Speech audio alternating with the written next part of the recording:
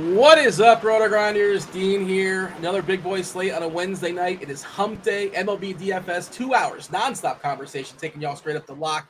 This is like the millionaire show, not just this part of the show, but the finals. The guys coming in later on. We got Dave Potts. Is it Dave Potts? I think it's Dave Potts and Squirrel, I want to say. So between Dave Potts, SquirrelPatrol, Kevin Roth, we got to include him in the conversation. Chief Meteorologist Kevin Roth.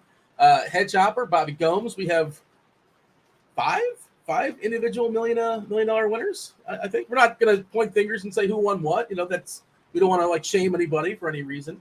And also the hottest DFS player just in general is here. That's Bobby Gomes. Bobby on fire. Just taking the podium all to himself a couple weekends ago. Was it last weekend? 10 days ago? Could have been 10 days ago. And then on top of that, you took second and third, one of the bigger contests as well. Bobby, how I guess things are going well in your world, I hope?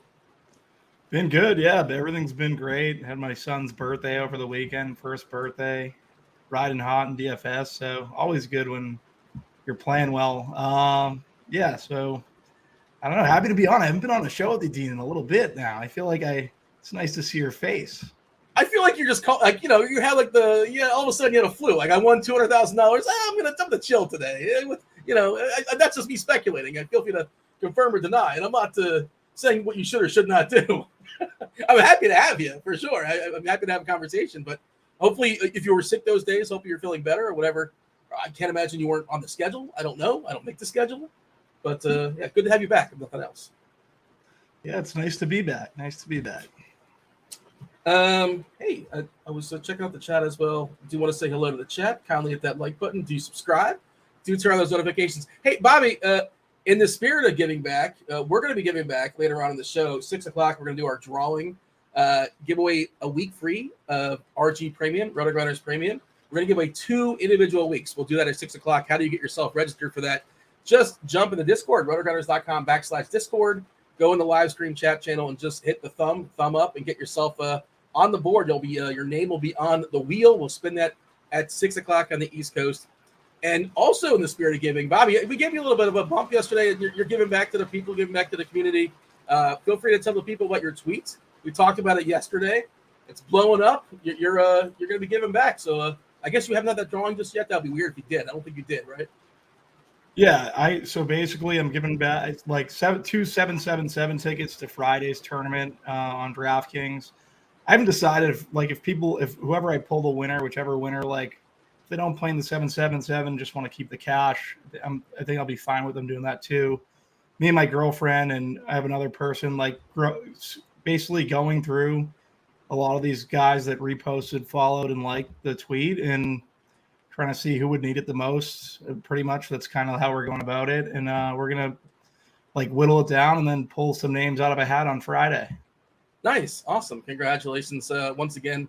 By the way, you mentioned, your 1-year-old had a birthday party. Was Kirkwood invited? Did he show up? And what did he bring? Did he give you a nice gift? I couldn't tell you about the gift because my girlfriend got all the gifts. He did bring a gift. I know that for a fact. He was great. Yeah, he showed up. We did one thing with friends and then one with family. But Kirky came the first day with friends. It was a nice little party. And yeah, it was nice of Kirky to show up. It was right near his house, so it was easier for him to get there. If he didn't show up, I would have been a little upset.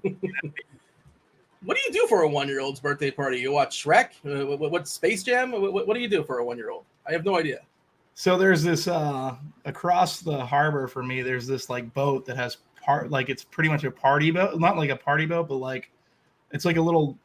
It's hard to explain really what it is. There's a boat and then there's a dock and people party on the dock, but it was raining. So we basically went over there and they have all food and stuff like that. And I don't know, it was just basically us. And we had the whole sort of situation down there. So it was, I'm doing a horrible job of describing this place, but yeah, that's pretty much really it. Chop, do you remember your kid's 1-year-old's birthdays? The kids don't remember, right? You could have done whatever. Just go through the motions and they don't have any memories of it, I imagine. I'm not sure, but your kids are much older than that at this point. Yes? Correct. And no, I don't remember a first birthday, a second birthday party. No, I don't remember any of that stuff, Dean. When do they start mattering? When do you actually have to give them something legit? I don't know. When you give them something legit, they start mattering. You know, maybe there's big ones. There's milestones. You know, like when they get the birthday and now they can start driving, which hasn't Yeah. happened yet, but something like that. I'm sure 18 is going to be a big one. I'm sure 22, get the hell out of my house, is a big one, kind of thing. There's, Why 22? I'm assuming that's about, get through high school, get some college. By then, I'll either know you're committed to college and you're going to finish, or you're wasting your time and you can get out anyway. Either way, you're going to get out. So something like that. There's milestones out there, Dean, but I don't remember the random birthday parties as a kid. I think, no, I'm not. But, hey, man, you got to do it. I mean, the wife makes you do it. There's no doubt about that. Yeah. I just want to know. I want to hear more about Kirky there. Kirky at the party, man. Did he bring his little one? He brought his little one too. They're around the same age. It was nice to meet him, Dylan. Good little guy, He looks like Kirk, looks like the wife a little bit. It's kind of a mix of both. But yeah, it was they were playing around and stuff. So now how is Kirk at a party? Is he like a wallflower? Is he a social butterfly? I mean, what does he do, man? How does he walk around talking smack behind everybody's back?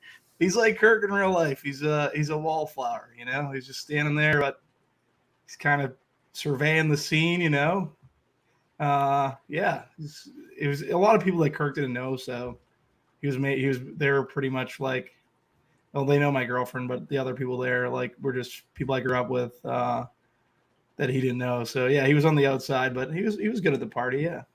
No, I know. Aguiar is in the neighborhood. Was he at the party? He was not, but we would have expected a nice gift from John. That's why you got to bring guys like that. I try to get him. Yeah, I sent him an invite.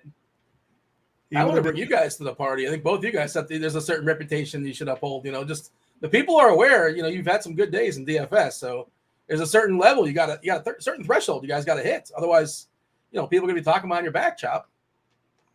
I'm a great gifter, Dean. I'm a fantastic gifter. All right. Well, I'm going to throw a party. You're invited. It's in your honor. We're going to throw a party in your honor. We'll talk. We'll have it BBP somehow. It will be the theme of the party. Hey, in the chat, K-Town's Finest apparently took down a top 10 finish in the $4. I guess it's a 20 entry max. Shout out to K-Town's Finest.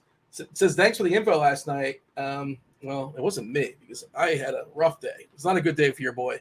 But that's the great thing about DFS. We bounce back, right? Clean slate. We're all starting at 0 once again.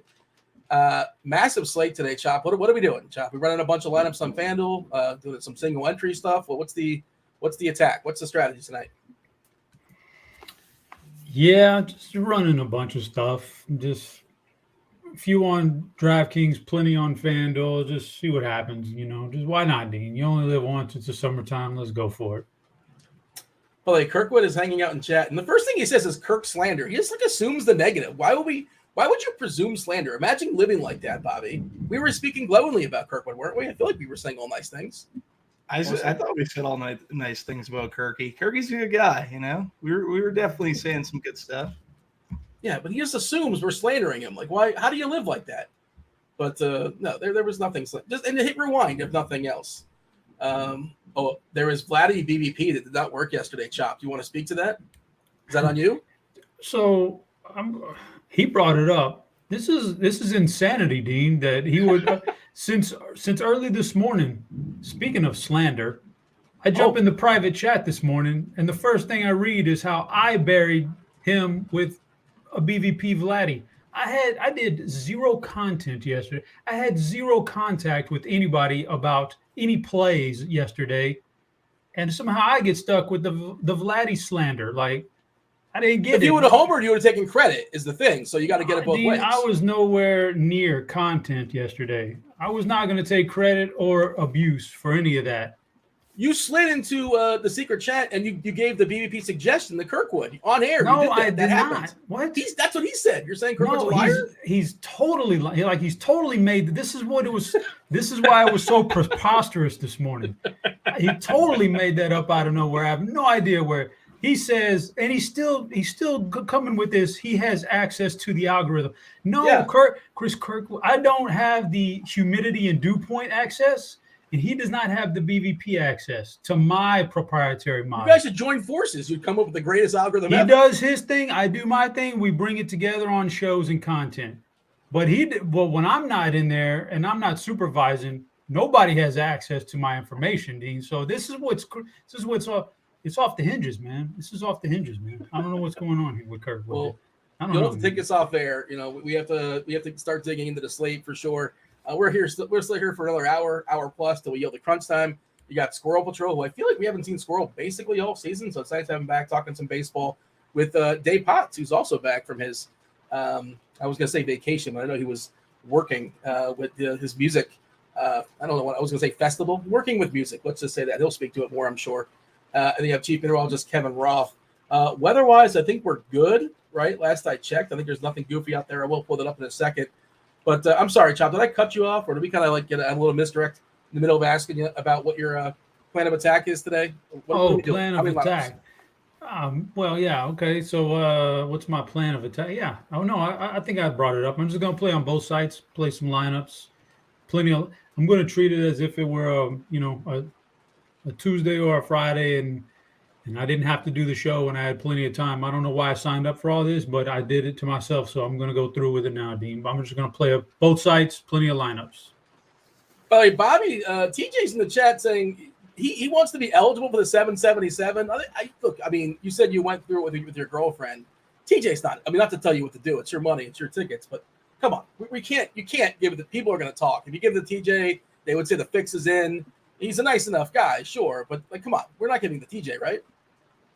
Yeah, so I was thinking we're going through this. No coworkers are going to be getting this. This is going to be, we're looking through, we're vetting everyone. I can't give it. A buddy of mine said, "Oh, just give it to me," and I'm like, "Yeah, I can't really do that. Like, it's not how this kind of works. Trying to do it by the book, So I don't know. It's we're picking some good people though. Kirkwood's saying you won $20K yesterday, Chop. Is that right on FanDuel? I'm not going to talk about my finances on air, Dean. So, it doesn't. You have to, in order to cash the check. In order for it to clear, you have to post it on Twitter. I'm not sure if you know the rules. If you don't post it, it never happens. I'm not going to talk about my finances, especially not going to talk about 20K when we're in the presence of Bobby Gomes and his $6.4 million hit in the last year and a half. That's all right. Well, you know exactly. You got the decimal points down. What's the second decimal point? You seem to have a lot of details. Bobby, man. Bobby's always smashing. Well, let's smash tonight, Bobby. This is a tricky one. I'm curious to get your assessment. It's a big slate. If you pull up Derek Hardy, the bat as far as pitchers, and I'm sure our projections as well, the Plate IQ projections, I'm going to just confirm it. But it's super, super close as far as Glasnow versus Kershaw versus Castillo versus Framber Valdez, even Garrett Cole, who's like not been himself, and Verlander, who's not been themselves. They're facing each other. You have Bill Miller, the best umpire for them, for what it's worth, but been down years for them. But it's super congested as far as the projections amongst those six pitchers, and there's a clear gap. I don't think there's one amazing offense tonight, Bobby. I'm curious your thoughts. Boston, slight hit with the absence of a couple of their lefties. Let's see who is missing. No Devers and no Yoshida for that Boston lineup.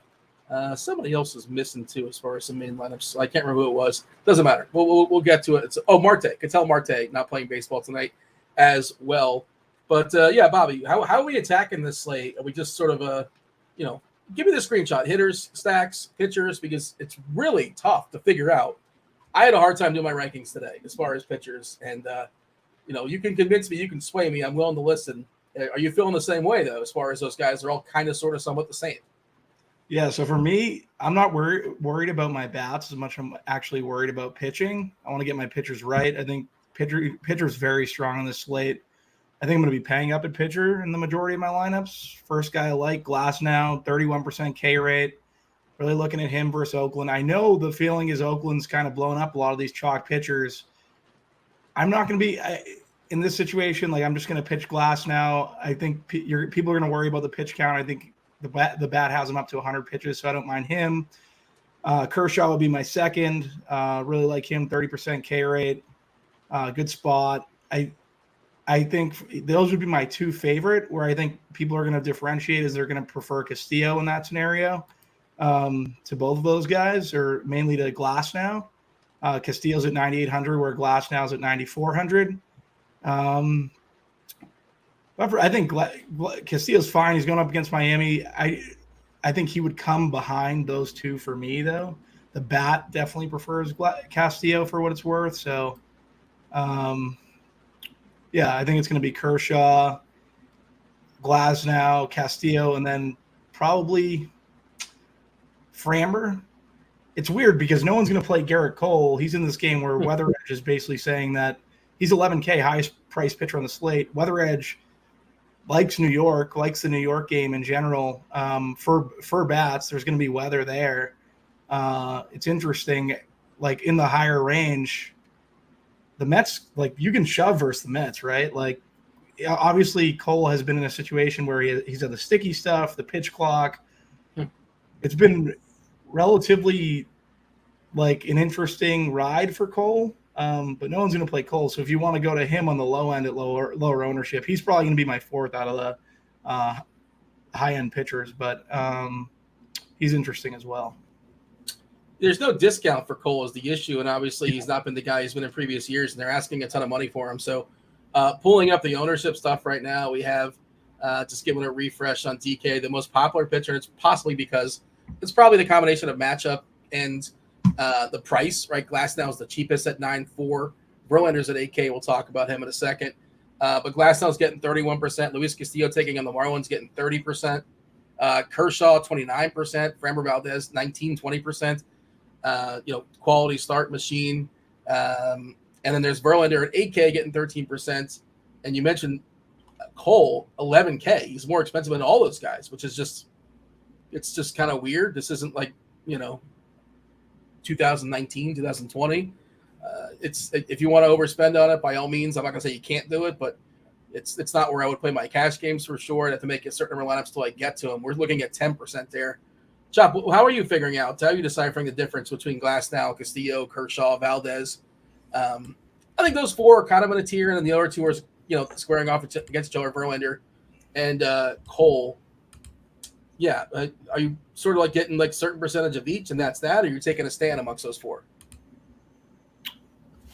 Yeah. I mean, I like Castillo more than the other guys, so I'll have him. Percentages are a tricky thing. Let's say on DraftKings, I got 4 lineups. So, like, technically, if I use Castillo in 2 of them, I'm way over the field, but it's only 4 lineups, so, it's skewed. But on Fanduel, let's go to Fanduel where I'm going to run 150. Yeah, I'm going to be underweight on Glasnow, big time. I'll be underweight on Glasnow, and underweight on mostly, probably in line or overweight on Castillo, and underweight on some of those other guys that we've been talking about, and overweight down here where I save a little salary. With maybe Garrett Whitlock is, kind of a sleeper to me. So yeah, for the most part, Castillo's my number one. When I said in the survey I'm going to be underweight on Glasnow, I meant on FanDuel where you have a big sample size there. On DraftKings, I'll probably end up using Glasnow in 2 lineups, so that's 50% technically overweight on him. But he's okay. I like him, but I'll be underweight on FanDuel. But yeah, those 2 guys, Castillo and Glasnow, are the best to me. The other guys right after that, Kershaw and Valdez, there's issues there that they're okay, but I don't have to spend that kind of money. They'll be all right. I'll probably maybe use them on FanDuel, maybe not on DraftKings. Garrett Cole's in that neighborhood. They're expensive. I think there's chinks in the armor that will cause me to be underweight on them. And, I mean, Justin Verlander just – yeah, he's a rough one, so I don't know what to do with him. I don't know that this is the game that he's gonna. Let's play a game here, Chop. You ready? I'm going to cut you off, but there's Hit 20. There's 24 pitchers throwing baseballs tonight. One's a rookie, never thrown baseballs in the majors. Osvaldo Bido, I'm not sure if that's how you pronounce it, throwing baseballs for Pittsburgh tonight. So there's 23 guys that have stats this season. Where do you think Justin Verlander ranks as far as his K percentage amongst the 23 starters tonight? Like totally blind here out of 23, knowing that what kind of season he's having, which has been very up and down. I'm going to say you're trying to trick me, but I'm going to take the low-hanging fruit and go he's bottom 5. Pick a number. Because Bobby's got a report. Can I say what it is? Out of 23, I'll say 22. Okay, well, there you go. Yeah, where Price is Right rules are in effect. So you want to stick with 22? I mean, the Price is Right rules get a little bit odd when we're talking about this kind of like. I know. I don't know why I said that. He's 23rd. He's 23rd. Really? So he's 23 out of 23. Yeah. Wow. You're saying he's 23rd, Bobby? Yeah, that's what I'm seeing. Maybe I'm incorrect. I don't know. Yeah, I don't know what you're looking at. He's not 23rd. What am I looking at? Austin Gomber's got 14% K rate, so he's certainly higher than Austin Gomber. Aaron Savali at 16%. Clevenger at 18.9%. So he's second. I might be reading this wrong. I'm looking at a new sheet. Josiah Gray is just below him. Wait, what are you? I don't know what you're looking at. I'm looking at something differently. Never mind. We have to get our sheets lined up. He's 18th. He's 18th, at least according to my list that I built. 19.9% on the season as far as his K rate. He's just not been spectacular. And the swinging strike rate's not been spectacular either. And 9.3%, you can say maybe it should be a little bit higher, but not so much. He's got Bill Miller behind home plate. They talked about that in chat. I kind of mentioned that earlier. You do have an extreme pitchers umpire for both Verlander and Cole, two pitchers that are kind of scuffling. Cole, his K rate's still pretty good, right? 25.8%, but on a slate that's pretty strong, he's 7th. Glasnow number 1 at 31.3%, Kershaw at 30.3%, which is spectacular for Kershaw. I feel like that's jumped previous seasons. It feels like he's kind of bouncing back this year as far as his K rate. Castillo got 30% this year. Reed Detmers at 27%. And then there's Merrill Kelly, he's had a pretty good season as well against Philadelphia. Don't really want to pick on that Philadelphia offense. They've been pretty hot, too, for what it's worth. Framber Valdez at 26.5%. Shop, you kind of you didn't seem like you're way into Valdez. Just he's expensive and there's not a lot of Ks in Washington. Is that the issue? Because he feels like one of the safest options, if nothing else. Yeah, he probably is one of the safest options. Probably makes for a good cash game play. But, I've said it on the show before that against left-handed pitching, I kind of like this Washington lineup a lot. And I'm not going to play him against Framber because that's not great. But when they put the right lineup out there against lefties, I think there's some really good hitters in there. And like tonight, I see, just looking at it right now, I like Lane Thomas is a nice hitter. Stone Garrett is a really interesting guy. They put out a pretty decent lineup most nights. So that's kind of where, Framber is always pretty consistent, but the problem with him in DFS lies. Sometimes he gets too many ground balls and not enough strikeouts. I think that's where, we could be sitting tonight. And he's fine in cash because he doesn't usually get blown up and all that. But I'm playing GPPs. I need some strikeouts, and I think I could get more strikeouts elsewhere. Now, don't come back and at me 100 times on Twitter when he strikes out 15 because that's what he'll do every once in a great while. But that's just where my head is at. And Dean, that game in New York is, speaking of Framber and the Astros, that's a big game in New York. There's two former Astro stars squaring off in New York there, man. So I'm interested to see how that plays. They run the World Series team together, right? Verlander and Cole? Probably the best pitching staff, the best starting staff that never won a World Series, maybe. They probably should have. That's an interesting thought process. I was going to say, you added the caveat. I was thinking Randy Johnson and Curt Schilling, but you said never won. Yeah. So that never won. Not sure. Maybe weren't they like 1 and 2 in Cy Young voting that year? They were an incredible tandem. Were they both on Houston all season, or one was like a midseason acquisition? No. What was that? Verlander came in 2017 midseason, so that was 2019. And Garrett Cole got traded before the season even started, so they were both there the whole season. By the way, that Washington lineup, outside of Stone Garrett, 30.4% Ks, it is crazy how contact heavy they are. Collectively, 16.3%. That is insane.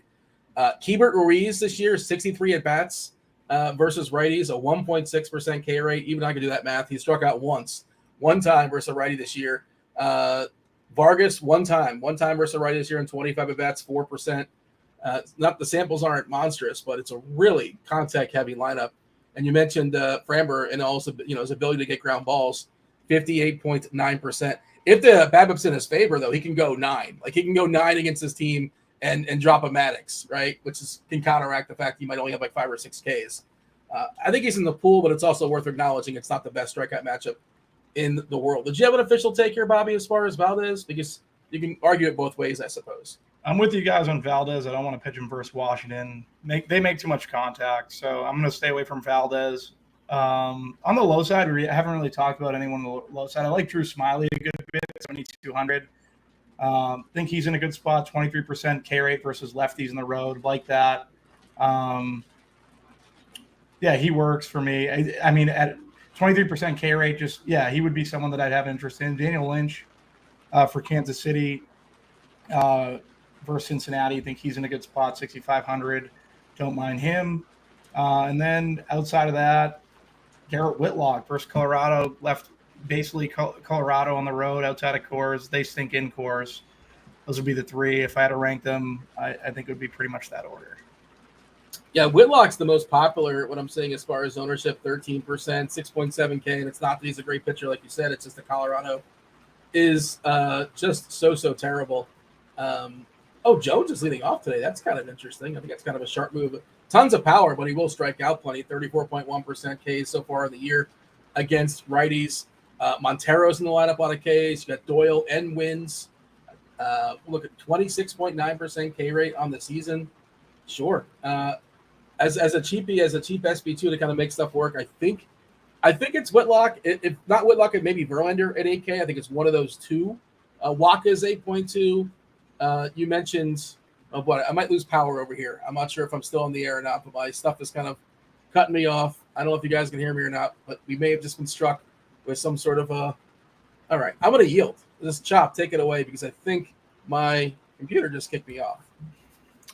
We can still hear you, Dean, but whatever. Float your boat. Yeah, I like I'm a Garrett Whitlock guy tonight as my cheap SP2, especially on DraftKings, a little bit on Fanduel. You only need one pitcher over there, so it's not as popular for me. But you say it's a matchup-based thing, and that's fine. But I like his talent also. I think Garrett Whitlock's got a really good pedigree coming up from the minors. Like he was supposed to be kind of a star a couple years back. He's kind of been derailed a little bit, but I like his talent.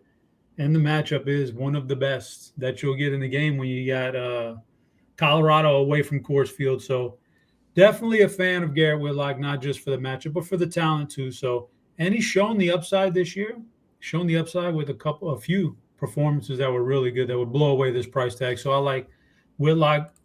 Otherwise, in the cheap range, Bobby, I want to ask you, what do you think about Michael Wacha, who's been inconsistent for a lot of his career, but man, he seems to be piecing things together this year in San Diego. What do you think about Wacha? He's got some big numbers. In terms of plate IQ, he looks great versus his pitch mix versus these Cleveland bats. The issue for me is he's Michael Wacha, and you're basically he's at 8.2, right? It's not like he's in the 6K range like Whitlock, or Whitlock 6.7, Smiley 7.2. You're playing a price where he's near pretty much Verlander. Where do we have Verlander for ownership? 13%. So I don't know. Would you rather looking at Verlander 40-something years old? From a GDP perspective, it could make sense, right? I don't hate Wacha, especially with the advanced metrics. He wasn't currently in my player pool, but I could definitely give him a second look. I just think optimal construction is going to lead everyone to paying up at pitching. Yeah. So I think you're onto something where getting down to a Whitlock, maybe flipping Verlander for a Wacha is differentiated in terms of just the overall tournaments that people are going to be playing in and how people are building their lineups. I don't hate that call at all.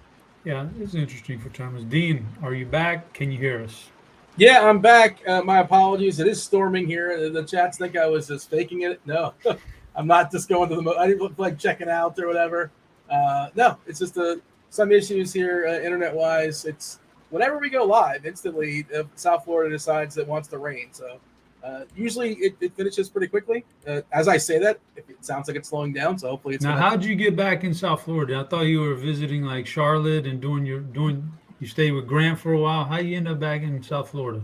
Yeah, I was trying to squat with Grant, and it worked for a month or so. And I was watching his dog, to be fair, when he was away on vacation. Great dog watcher, by the way, if you ever need one. I'm fabulous at that. We'll keep you in mind, Dean. We'll keep you in mind. I'm a sucker for dubs. All right, so one of these days we'll get one. It's just a big commitment. I've been bouncing around, but no, I'm in South Florida for the time being. But I am available for. I'm browsing, so we may be venturing around the country soon enough. We'll see. Stay tuned. I'll let you know, Chopper. I've not been to Texas just yet. I've traveled through, but Chop, you have an extra room for me by chance? If I need to crash for a day or a week or a month. Dean, save yourself the trouble. You don't want to go to Texas, man. Is everything truly bigger in Texas, Chop? I mean, listen, it's a great state. I used to really have a lot of pride in my home state. It's starting to slip up on me now, man. So, we'll just you got leave Buc-ee's. it at that. That's something. Dean, you know what? We've already planning on getting on the road and taking a vacation next month. And the one thing I've already told my one son who loves Buc-ee's, I tell him this every trip, get ready that we will not be stopping at Buc-ee's. Trust me, I do not need to fight elbow to elbow with 10,000 other people's in there for a corn dog, man. No thanks, man. I'll pass. They're only in Texas, basically, right? There's one in Florida, like upstate Florida, but there's only a few outside of Texas. That's basically just a Texas institution. That and Whataburger. I don't think Whataburger is outside of Texas much. Yeah, and Whataburger is okay. It's like, it's an okay sandwich. Buc-ee's is a great place if there was no traffic in there. The last 2 times ago, I went on vacation, road trip, down to Galveston, do a little fishing.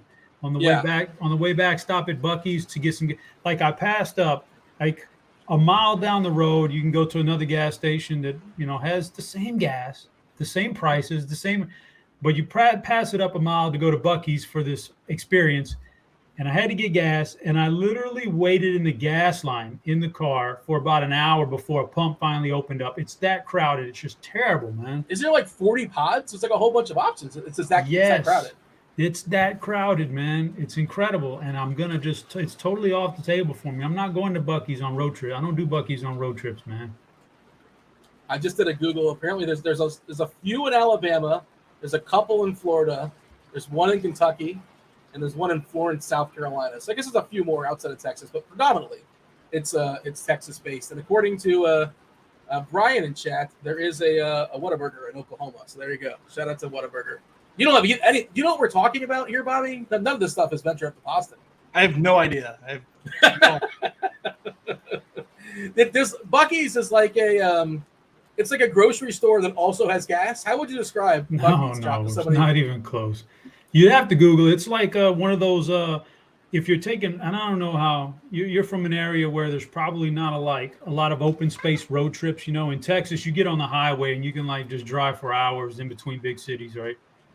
Buc-ee's is like this gas station, but humongous gas station on steroids where you go inside and they've got literally everything.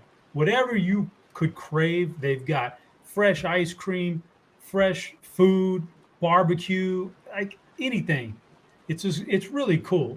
But it's so crowded because it's so popular now that, man, it's kind of like, I equate it to my feelings on Buc-ee's is like your feelings on the Celtics and the traffic. Like, fantastic. It's not worth it. Everything you're describing. Fantastic place, fantastic atmosphere, but the traffic, get out of here. I'm done. I don't need it. Never mind. Pass. Hard pass just because of the traffic. Fair enough. I dropped the link in chat. The beaver nuggets. That's what they're known for, right? Buc-ee's. Chop, you have a quick review on the beaver nuggets. No, the food is good, dude. I mean, when I have had a chance to go there, man, the ice cream is great. I love it. But no, it's not worth it, Dean. You can't mess up ice cream. Oh man, when it's they do the soft serve. It's not like you go and get a pint out of the freezer, They do the soft serve like McDonald's, but you can put whatever toppings on it you want. They got the toppings bar. It's at a gas station. It's really cool, Dean. But again, don't get me started. Angels lineup just came out. Trout is back. Ward, Ohtani, Trout, Rendon, Drury, Renfroe, Rengifo, Wallach, and Neto. We do a Pittsburgh lineup with McCutchen, Reynolds, Joe, Santana, Hayes, Sawinski, Castro, Mathias, and Hedges. The hottest team in all of baseball, the Bobby Gomes of baseball, the Oakland Athletics, 7 wins in a row. Another win last night with actually people like there were witnesses. There were more than 7 witnesses in the house to see the A's defeat the Rays. We have Ruiz, Noda, Brown, Rooker, Peterson, Bride, Diaz, Blade, and Langeliers. All right. Who we missed, Chad? Who should we talk about as far as pitching? I'm trying to see if they have any. Steve wants to know about Savali. Is Aaron Savali somewhere we're considering, Bobby? I didn't ask you, Bobby. How many lineups are you making tonight? You have a lot of chips now if you want to play with them. Are we going all in tonight? Are we loading up? We're going 150 again? What's the strategy? And is Aaron Savali somehow cracking any of those lineups? Aaron Savali did not crack any of those lineups. I think he'll have some KC bats for that matter. Yeah, for me, it's just I think their pitching is very strong up top. That's where I kind of want to be. So that's where I'm looking in terms of my teams, getting up to the Glasnows, getting up to the Kershaws. You mentioned that stat like Oakland's been on fire. Maybe people are a little bit more skeptical to play Chalk Glasnow, where I can just play him because I think it's people don't want to play pitchers. They're going to try that. That's where people are going to try to get different is not playing Glasnow. But I don't know. I feel like it was the same with James Paxton the other day versus Colorado. No one wanted to play Paxton versus Colorado. It seemed to be like the GPP theme around the industry, and like you needed 100% Paxton if you wanted to win that night. So I'm going to pitch Glasnow at 9,400, paying up there, getting to Kershaw. Savali's just not going to make it for me. He's going to be one that I'm going to pass on. No real interest there on my end. I do like Smiley at 7-2. I think he works. But yeah, no Savali for me. I know he's at 7-7, going versus at San Diego. I don't know why I thought he was still with the Reds. The Reds, San Diego's bats are just very strong, and they're priced up. I like San Diego's bats, but they're pretty priced up on the slate. But yeah, no Savali for me. Where am I reading that incorrectly? Why I don't know. Isn't Bieber? Is it the same page you're looking at with K-Rates? I think I'm just reading off. Yeah, I'm reading off of the bad page here. I don't know what's going on. Somebody asked in chat about Ranger Suarez. He's another potential cheapie. We saw Nocatel Marte. I don't know if that's enough to make me consider Suarez. He's pretty cheap, 6.9K. Chapa. This Arizona lineup, Perdomo leading off, Rivera, Gurriel, Walker, Longoria, Smith, Ahmed, Kelly, and McCarthy. That means no Carroll as well, right? Yeah, so it's no Ketel Marte and no Carroll. The lefty, I presume, part of the reason why he's getting the day off. But it's a really contact-heavy lineup for Arizona. If you pull up the plate IQ, we're talking about rivaling Washington almost, 15.4% striking out this year versus lefties. Perdomo, 7.7 up top, 14% for Rivera, 10% for Gurriel. A couple of K guys in Smith and Longo, but it's a really contact-heavy lineup. And, Ranger Suarez, not a big K guy, 18, 19% of the season. Chop, is he in the mix? Let's say you're running 20, 30, 40, 50 lineups and Suarez, somebody we need, or I think here's an opportunity cost at pitcher. Like, I want to try to stick to, like, the top 6 if I can. Obviously, we do have salary cap concerns, but an official take here for Suarez, Chopper. He's keeps producing, Dean. I mean, I don't necessarily love his game for DFS usually, but he does keep producing in real life, and so I guess he could be on your table, especially if the lineup is a little bit watered down tonight. So I guess he's still in my player pool. Don't think he'll make a DraftKings team, but with 150 lineups on FanDuel and his price tag, he probably will end up on some FanDuel teams. I mean, yeah, he probably doesn't get blown up. You just have to have one of those anomaly K games out of him for him to really go off the charts and win you a GPP. And it could happen. We mentioned this before. I do want to mention it again. We're giving away 2 individual leagues, 2 winners to win yourself 1 week free of RotoGrinders Premium. How do you get yourself registered? How does your name get in the bucket? You just go to the Discord channel, rotogrinders.com/Discord. Go to the live stream chat channel and just click, hit a thumbs up. And then producer Steve will take your name. We'll throw you on the wheel. We're going to be spinning the wheel in about 20 minutes, 6 o'clock, top of the hour. Bobby's giving away $777 tickets.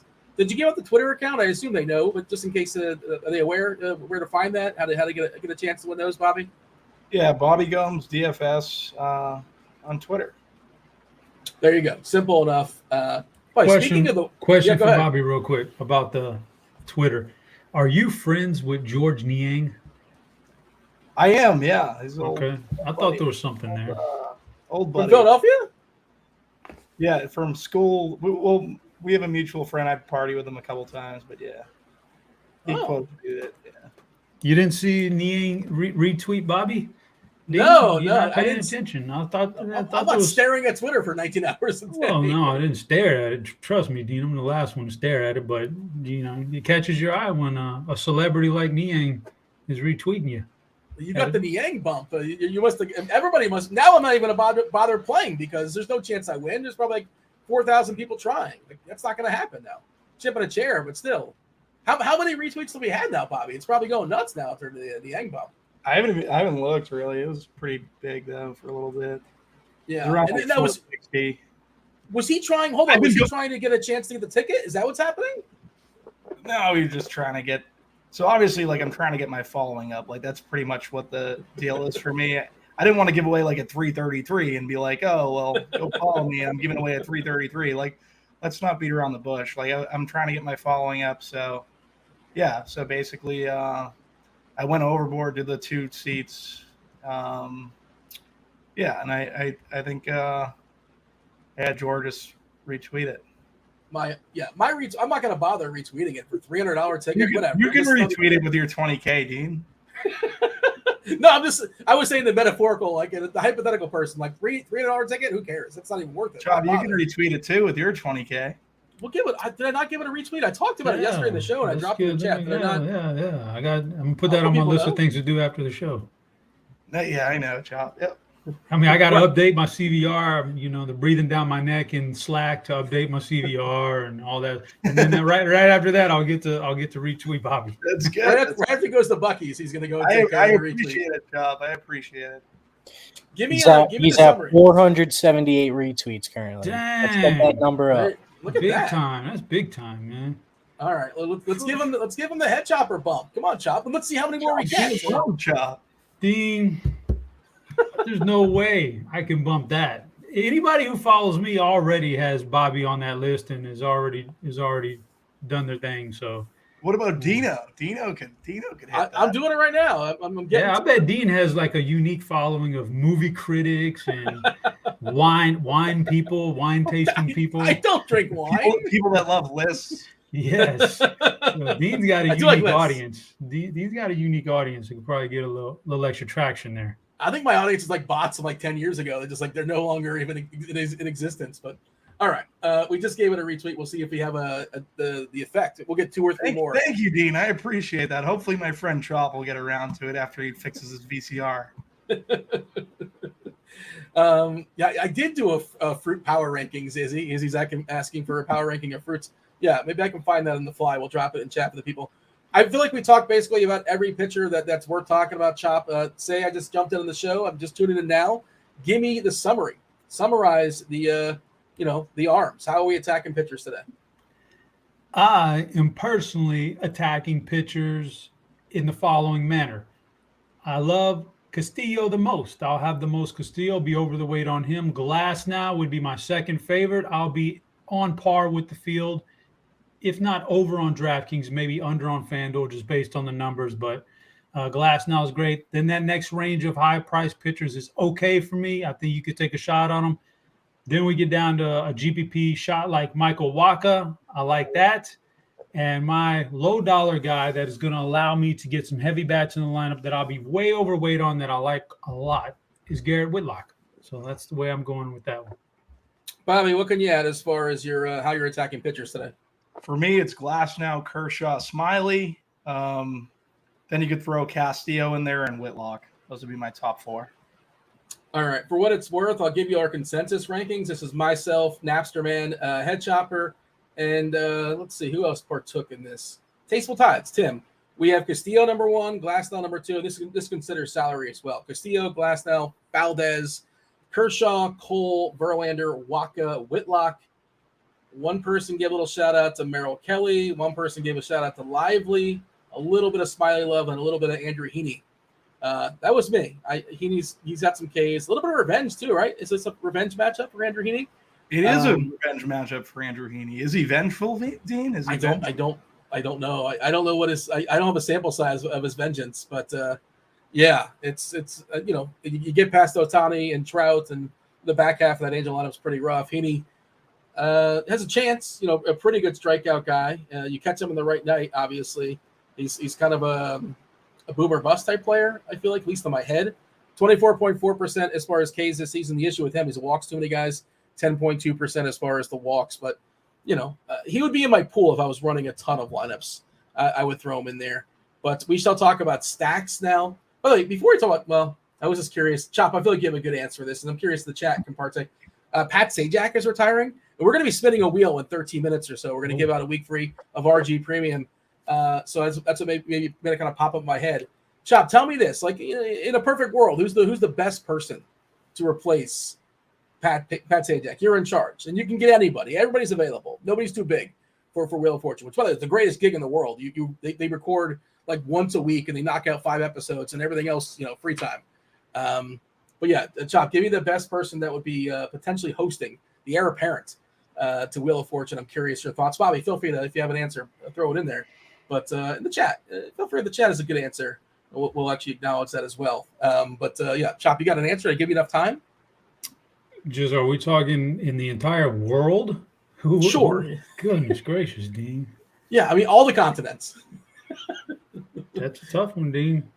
I'll let you sit on that as we're talking about our stacks that I'll throw at the Bobby. Number one stack on the board, Bobby, consensus value ranking is Boston. It is, I think there's a hit with the absence of a couple of their good hitters. 2 of the lefties, Devers and Yoshida, not in that lineup. The Dodgers number 2, then Tampa versus Oakland, Kansas City, Houston, Texas, San Diego, Cincy, Toronto, Philadelphia. This is another slate where I don't think it's straightforward. You tell me, Bobby. Anything too high, anything too low? Do you agree that Boston's number 1? Boston, LA, Tampa, KC, Houston. That's our first 5. Is that correct? Is that wrong? What should be kicked off? What should we put on? I think we're going to move Boston down when you take out Yoshida and Devers, correct? Those 2 are out?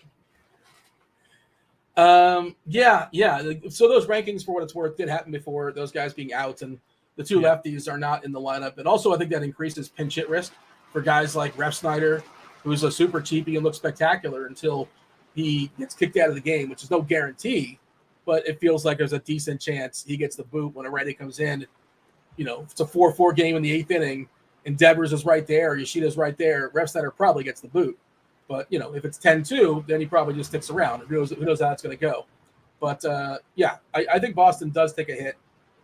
If it's not Boston, who's number 1? Or are you just kind of spreading out? I think it's Tampa. I'm going to have a lot of Tampa. And then I think you can make a case for Houston. I like Texas a good bit, even though they're getting the lefty. The Angels on the other side of that versus Haney, I think, is interesting as well. But definitely my 2 favorite behind Boston are Tampa and Houston. All right, I'm going to drop this link in Discord in the chat. Somebody's saying the Discord's not working for some reason. I just pulled up the channel. A bunch of people are giving thumbs up. Maybe you have to have a RotoGrinders account. Doesn't have to be a premium account. Just any RotoGrinders account can be a free account, and then that's how you have to get in there. So maybe that's the reason why it's not working for you. But yeah, just drop the thumb, and we'll go ahead and draw a couple names in 10 minutes. Chop, did I give you enough time as far as potential replacements? I'll say the chat threw out Skip Bayless. I think that seems like a terrible idea. I didn't see the clip, but apparently Skip Bayless cut off Shannon Sharp when Shannon Sharp was giving his goodbye, which is so perfect for so many different reasons. He's leaving whatever that show's called. Barkley, it seems like a spectacular answer. Barkley would be a lot of fun. Eli Manning. What do you have, Chop? Who's the ideal replacement for Pat Sajak? It's definitely not Eli Manning. It can't be Eli Manning. Chop, let you go. Sorry for cutting in front of you. No, that's cool. I don't just it's such an obscure question, Dean, but I would say one guy that he's pretty captivating every time he's on the screen, whether it be a commercial or a TV show or even the movies. Yeah. is the guy who played Logan Roy, Brian Cox. I think he'd be a good one. Just in Well, general. maybe don't give him a long-term contract. Yeah. Is he dead? Is he Well, dead? No, he's still around, but Is he old? He is old. It's like Superbad. Enjoy your remaining years. Remember he said. Oh shit! Well, my bad. You guys are age discrimination now. I didn't know we were that kind of a show, man. I'm not going to partake in that. He's doing McDonald's voiceovers. He's doing fine. You might be a good replacement for Pat there. Me? I was going to say that, but we don't need. You know who else would be an entertaining replacement? Is Big T. Let's get Big T up there trying to pronounce some of those phrases. Big T couldn't pronounce half those phrases. Come on, that'd be good stuff. That'd be entertainment. Steve says Wayne Brady. Wayne Brady's hosting Let's Make a Deal right now. I guess he could do double duty, I suppose. Wayne Brady's a good one. I'm seeing Ryan Seacrest as the favorite. No, come on, stop. Enough, Ryan. We've had enough. We've had enough. I'm with you. We've had enough Seacrest. I think we've had our fill of Ryan. I mean, like, if there was a good run, he has like 17 shows. Somebody else can take it. Jeff Goldblum, Kawhi. I don't know much about Kawhi outside of the laugh. His personality. Bill Belichick, sure, yeah. Greg Popovich. Sean McCoy is an interesting, just random name being thrown out there. But okay, I don't know what McCoy's doing these days, but Snoop will be a fun one. That's a good nomination. Snoop would be good. Snoop would be good hosting anything. Like you could put Snoop on it, literally anything. Didn't they have him on NHL like 20? He was amazing. He was on the video game for NHL a couple of years ago. And he was he joins the booth for the Kings every once in a while. And he's spectacular. A lot of fun for sure. But all right, Chop, your thoughts as far as stacks today? All right, let me see. Let me get you. Let me pull up this lineup, bro, because I didn't get to really dip into the Boston lineup without the big guys. I still think the Boston lineup is fine. I'm okay with the Boston. I know they're missing two big pieces, but I'm all right with that. I still like Boston. I don't know if I put them number one though. They've been number one for me all day long. I'll probably bump them down a spot now. I think overall my favorite stack now tonight is the Dodgers. So I'm gonna put Dodgers number one, and then we'll go with Boston after that. Then I start to get a little weird with it. Cincinnati, KC back to back. I think it's, if you're a game stacker, I'm not intentionally game stacking in baseball, but those guys are back to back. I think that's a really interesting spot for both those teams. So I don't mind that one. Tampa, I think Tampa is kind of chalky tonight, just based on the team total, the matchup. So Tampa will be chalky. Expensive though, Chop, right? Not to cut you off, but like it's expensive to get to a Rosarena, and it's expensive to get to Franco. Yeah. Okay. And the rest of the pieces are kind of sketch or they're potential. Well, maybe no lineup just yet. We'll see. But I mean, the point being, I'm going to bump them all the way down to 5. Maybe even further than that. So I'm not as in love with Tampa Bay as the team total would imply. And then my next 5 is kind of just a hodgepodge. Houston has, you face Josiah Gray. You've got home run potential. It's a weakened lineup, obviously, without a couple of those guys in there, namely Jordan, and I think Pena's getting rested tonight too. But you have, that Washington also gives up the third most stolen bases as a team in general this year, third most stolen bases per game. So you got some home run upside. You throw that out like everybody knows that. That's a random stat. I wasn't aware of that. What? Okay, continue. Okay. Well, you said Washington. You said Washington gives them the third most stolen bases. Like well, I'm throwing it out there for you. Nobody knows that. I think and with that comes Houston, which is they will run. They are matchup based offense. If you let them run, they will run wild on you. They just kind of take what you give them. So I think there's a double upside there, home run and stolen base upside for Houston. Texas, I think, is just a phenomenal offense in general. Lefty on lefty with some of these things is with some of these guys, I don't think is that bad. Seager's been crushing lefty. So yeah, those are some of my top stacks, Dean. All right. Are we gonna get into Dean's dinglings? Kirky's asking. What? We have to hit a certain number of likes. I don't know where we're at as far as the like threshold. I've not asked for them. I've not begged or groveled. It's probably my job to do it. I was supposed to do it. I've not stooped. But yeah, kindly hit that like button. Do subscribe. Do turn on those notifications. Do those things. 20 minutes or so. We have the Crunch Time crew coming in. SquirrelPatrol, I believe, unless I missed something. I believe this is his first baseball show of the year. Of course, he's been smashes everything. And you got Dave Potts, 2-time millionaire winner, Dave Potts. I don't think Squirrel's ever won $1 million, but he's probably had a day where he's won $500K at least. I don't know. I feel like he's finished first at all those live finals he's been to. Do you know this, Bobby? Can you confirm? Can you deny? Squirrel's finished first. He's in live finals every live final he's at. I think he's gone one, right? I feel like he has. Yeah, I think he's gone one. Chop, the people want to know about the BVP algorithm. They're talking about Ryan O'Hearn in chat. I mean, are we excited about Ryan O'Hearn? Nah, he's all right, but he's just not popping at the top of the algo, though, dude. He's not Ryan O'Hearn. If I had to give one BVP play tonight, just looking at the algo and everything, I'm going to say it's going to be Justin Turner. It's going to be Justin Turner. Oh, the Leprechaun. On the season, for what it's worth, O'Hearn, 19 at-bats, 7 hits, 3 singles, 2 doubles, 2 homers. Feel like there's a pinch hit risk to some degree for O'Hearn? I don't know, man. He's been so hot lately that I don't know that there's going to be a pinch hit risk. He's been on fire lately. He's just not hitting homers. You know what, Dean? I have to address something real quick. Yeah. What is wrong with Kirky today, man? What do you mean? Well, right now he's saying Chop loves a good reach around. I don't even know where this is coming from. It's out of the thin air, man. Earlier in the show, he's asking me why is Chop wearing a polo and a shirt under his polo? I mean, what is he concerned about, man? He's too much in my business right now, Dean. It's a little uncomfortable. Was he like this at the party, Bobby? My goodness, man. Kirk was great at the party. I know. So something must have happened from the party to now. A lot of pent up frustration in Kirk. He needs to release it somehow. I don't know how one would do that, but he needs to do something. I'll tell you what might have happened. Myself and Kirkwood, we were both on the Cincinnati KC stack yesterday, and it started off incredible, and then there wasn't any hits like after the 3rd inning. So maybe that's what it is. Maybe some remnants of that. He's just still a little bit bitter about yesterday. I don't know. Just throwing it out there. That could be it. I did pull up the bat. Thank you, Derek Carty. And I wanted to see what the pinch hit risk for O'Hearn is. According to the bat, it's 24%. Not the highest on the board, but like one of the more likely guys to get pinch hit for.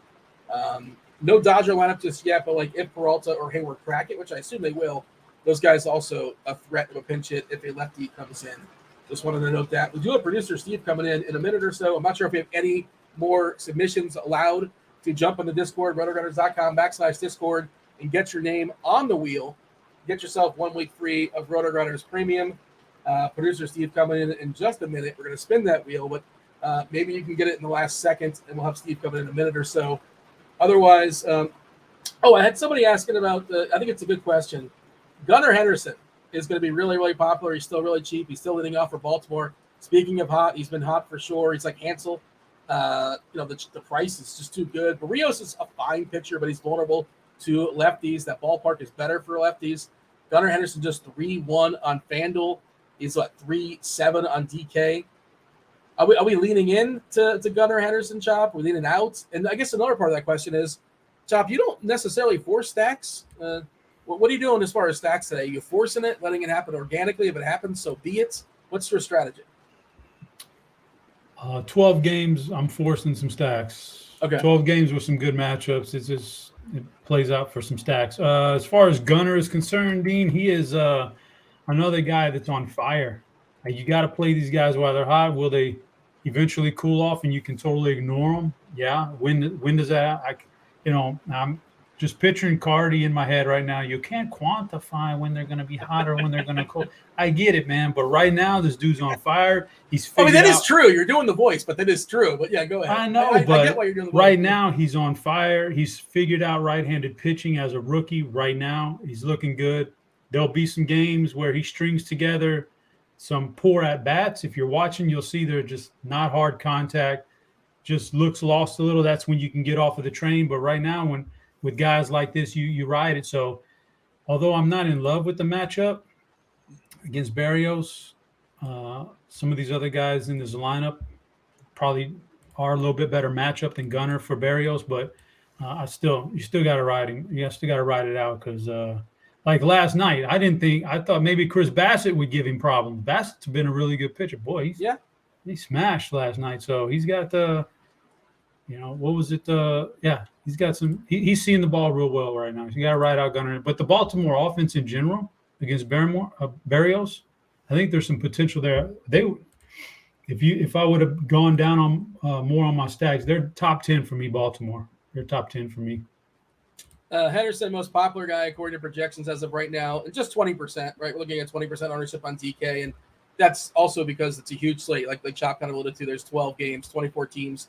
Just it's, how concerned are we? How much do we care about ownership as a general thought when it comes to hitters, Bobby, today? Because I think it's going to be mostly spread out.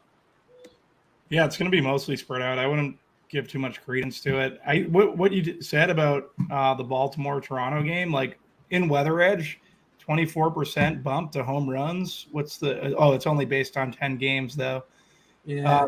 Still, I'm with you. I like the Henderson call. I think he's fine. Third base, shortstop eligible. You guys hit the nail on the head. Like, this is going to be spread out. You don't have to get away from it necessarily. His multi-position eligibility. He's had a good tag. Like, he's obviously going to be owned, but it's not going to be to an extent where it's like 30%. Might be like 11%. We have him for so like that for me. I can play that any day. It's more at pitcher where you want to kind of get. That's why I'm saying, like, I think people are going to try to make go away from Glass now because of the success Oakland's had. I think you just play Glass now. Load up those questions in chat. We'll get to them in just a second. Give us specifics. If you're playing on Fanduel, let us know. If you're playing on DK, let us know. Cash, tournaments, single entry tournaments, whatever it may be. We want to answer as many questions until we get to crunch time. Crunch time coming in about 12-ish minutes, give or take. You got Kevin Roth, you got SquirrelPatrol, and Dave Potts. Cheeseisgood. Let's bring in producer Steve, who's in a good mood because the Mets game has not started just yet. Wait till the first inning or so, and he will be tilting on the Twitter. He has no filter. It's so bad that I'm not even wearing a Mets hat today. Oh, that's it. Is it over? Is it over for the Mets? It's over. Season's done. You got to give SDL Cards a hug because he's been pretty depressed. At least you're better than the Cardinals. Is that something to put your hat on? We get to see who's truly worse. They're playing this weekend. Okay, there you go. only one team can win. So let's spin the wheel. Steve, all right, do it twice. We're gonna give two people a win today. So here comes the first one. All right. What do you got, Chop? You got red, you got blue, you got yellow. Where's your money at? I don't know. What are we spending for blue? If you're asking me to pick a color. Yeah. Well, what are you rooting for? What's the chalk? I don't know what we're doing. What color you have? I said red. I'll take red. No, you said blue. Okay. Duck fan, 1981. 1981. All right. That is what does he get? Duck fan. What does he get? A week free of RG Premium. Ooh, all the sports too. Everything's all the down. Juggalo bombs he wants for free. Well, the Juggalo bombs are kind of free, right? From Kirkwood, I believe.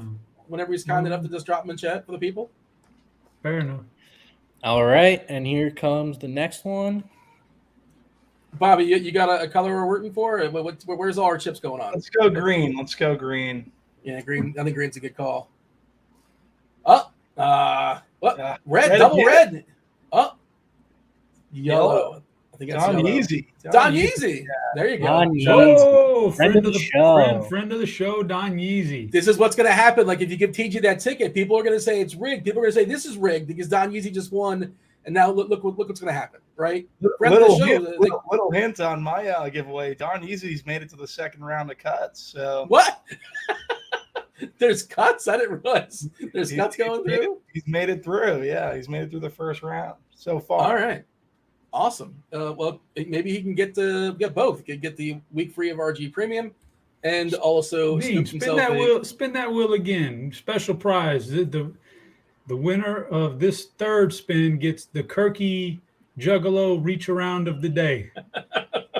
Stack, reach around stack. You gotta specify that. How would we pay that up? Okay, it's just a stack. Okay, it's a DM stack of the day. All right, is Kirky he signed off on this? He don't care. He loves giving out good reach arounds, brother. Stacks, all right, Dean, stacks. There's no seamless segue away from that. I am looking at the chat for some questions. Let's see. Hey, what's up, Chief? Chief hanging out in chat. And yes, Chief is doing a spectacular job hosting today. We Major wants to know, Chopper, Fanduel single entry. Who is your top? top pitching options. Give me a couple, right? Do you have one you think is clearly best than the others? I think Castillo is probably going to be the most popular. Let me go ahead and get the refresh and see what we have as far as ownership. But that's the last I saw. Cheap enough in the matchup, the combination of those two. I think Castillo's most popular, but you certainly can. There are options to get away from him. What about yourself, Chop? We're a single entry contest on FanDuel. Who is your favorite pitcher to run out there? Be Castillo. Just, I get the glass now love. I don't mind it, but they're all so similarly priced on FanDuel. And with Castillo, not that I think there's a huge issue with glass now, but Castillo, you have no worries about leaving early or pitch count or anything like that. So I would go Castillo, single entry, FanDuel. Interesting. We have Glasnow number 1 at 20% on FanDuel according to our projections. This is as of 6 o'clock, so it's a pretty recent refresh. Kershaw 19%, Castillo at 16%, Verlander 8%. We did get a White Sox lineup. I believe it was Tim Anderson leading off. Tim Anderson, Chop, how many home runs does Tim Anderson have this year? Is he still sitting on 0? He's still sitting on 0 because he's like a 90% ground ball rate. It's not 90, but it's like 60. It's outrageous. I'll tell you what, Dean. Yeah. Abreu and Dubon are absolutely lapping that guy. They're just lapping him, man. I think they got like 5 combined now, man. Yeah, Abreu's I think got 3 at this point. And Dubon, he was kind of one of those cheapies yesterday in Crawford box cheapies, right? It got out though. That's all that matters. Anderson, Vaughn, Robert, Jimenez, Berger, Benintendi, who I believe also has 0 homers for the White Sox. It's a great home run park. And Anderson's got 0 and Benintendi has 0. Grandal, Frazier, and Elvis Anders. Marlins lineup came out. Arise leading off. I think he's got 1. I want to say he's got 1 homer this year. Soler, he's got plenty, like 17 or 18. De La Cruz, Cooper, Sanchez, Segura, Fortes, Birdie, and Davis. Guardians lineup: Kwan, Rosario, Ramirez. That's J-Ram, Naylor, Bell, Jimenez, Straw, Brennan, Zunino. Padres lineup is pretty standard. Man, Gary Sanchez has been on fire since going to San Diego. He's been hot. I know you guys like who's hot and who's not. Sanchez for sure has been hot. You got Tatis, Soto, Machado, who's hurting, playing through some pain. Bogarts, Cronenworth, Sanchez, Carpenter, Odor, and Grisham. We're just waiting for the Dodgers in Tampa. Is that correct? Do we have everyone lineup? We don't have no Dodgers lineup? I don't believe so. Unless Dean, I missed speaking it. of the Dodgers lineup, question for you, Dean. Without looking now, who leads the Dodgers this year in stolen bases? Who leads the Dodgers this year? It's probably like Freddie Freeman. You looked. You see. Where would I have looked? You looked, Dean. I know that trick. It is Freddie Freeman. Well, he's got like 4. What does he have? No, he has 8. 8 stolen bases. He's got 8? Which is interesting tonight because the Dodgers face off against Mike Clevinger. And Clevinger has allowed the 3rd most steals in Major League Baseball this year when he's been on the mound. So interesting. Everybody knows that. It is interesting. It's interesting. So Freddie Freeman, I wouldn't have guessed though. But I would say if there's going to be I got to see the lineup and see if he makes it. But if there's a Dodger that's going to steal a base tonight, it's going to be Chris Taylor though. I think Jack in a Bag contestant will be Freddie Freeman. Bang one out and swipe a bag facing Mike Clevinger. Good one, Dean. Yeah, for sure. Could you're looking for. Could that lead me into my Triple G suggestion of the day, Dean? My Triple G suggestion of the day play. Do we have enough likes for that to do with that like button? What do we got on likes? Like button, people. What do we got on likes? I can't see it. I know we got 432 eyes on us. So. We got 432 eyes on us. We should have at least 100 likes by now. But I don't know if we do. Okay, no Triple G suggestion of the day without some likes. Dean said. Right. Well, no, I don't make the rules. It's not up to me. If you want to unleash them, by all means, go for it. Yeah. What do you have? Is that also in relation to your BBP model, or is that something totally different? The Triple G. Oh no, Triple G's totally different. It has nothing to do with an algorithm. It's just what I'm coming down with, Dean. And it's just a suggestion, right? There's it's a suggestion. You can't give out the play because people get on you if it misses. They say you told them you had to play them, so it's just a suggestion. Can I give it out? Do we have enough likes yet? Yeah, go for it. All right, Dean. When I was looking, something was curious when I was looking at some Vegas odds earlier on player props. Total bases are typically 1.5 is like your standard, total base prop, and it's just about the juice, how much money you got to lay for that. Or some guys are plus, big time plus. Kevin Newman checks in at 1.5 minus money, 1.5 total bases minus money. But combine that with his stolen base prop, he elevates pretty high on both those models right there. Kevin Newman facing a lefty is my triple G suggestion of the day. I don't know if I rostered Kevin Newman like literally all season long. It's a really good chance I never have. I don't think a lot of lineups. I think you've missed out on the boat here. He's been pretty good. All right. I mean, okay. He's actually in a small sample. It's got a pretty big ISO this year against lefties, but I think that's fluky. We stretch it back to last year. Yeah, it's 123 stretched back to last season. This year in a small sample, it's been pretty good. And obviously he's big ballpark downgrade going from Cincy to KC. But nothing more tilting. Go ahead. Well, remember, Dean, now my triple G is not necessarily me calling for a home run. 4 singles is good. 4 singles is fine because we get on base, we can steal bases. Maybe we make contact, we plant one in the gap, so we get an extra base hit that way. Maybe there's guys on, but triple G is more than just about a home run and just about ISO and power. It's about the overall game.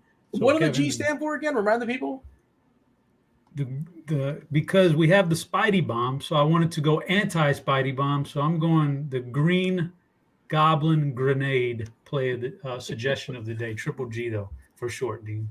You have one of these gimmicks, Bobby? I feel like we never really worked one out with you. I don't know if we have one, if I forgot it. I don't have one. I don't have one. We should think of one. We should have chat think of one. I got one for him. I can get one for him right now. He's going to call a home run. His home run call of the day is going to be Bob's Knobs because of the knob of the bat. Bob's Knobs. We'll give him Bob's. Because of the knob of the bat. Yeah. Just to reiterate, that's the reason. Bobby Bombs. Let's see. Let's see if the chat will chime in. They'll give you something to work with. I don't know if you can top Bob's Knobs. That's a pretty high bar to get over. Will we see anything goofier on tonight's 12-game slate than 97-year-old Miguel Cabrera hitting a home run versus Spencer Strider? Well, anything like the variance in baseball is wild. Will we see anything goofier than that? And if so, what is it? Like, give me something goofier than that because that's Kevin Newman last 4 hits or 8 hits, yeah.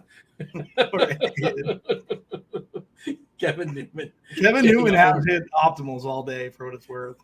Is he really? Well, I know he's leading off and he's cheap, but get out of town with Kevin Newman. If he has a big day, I'm closing the old laptop. It's a bummer for me. Let's see. Bobby's Barrels. All right.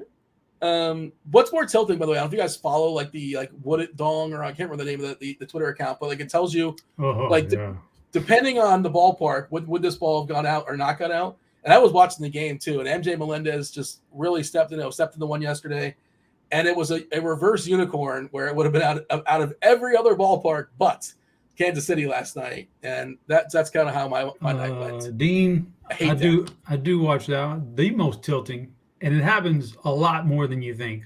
A lot. Yeah. The most tilting is when it says this would have been a home run in all but 5 parks, and this is not one of them. And they're playing in Coors Field.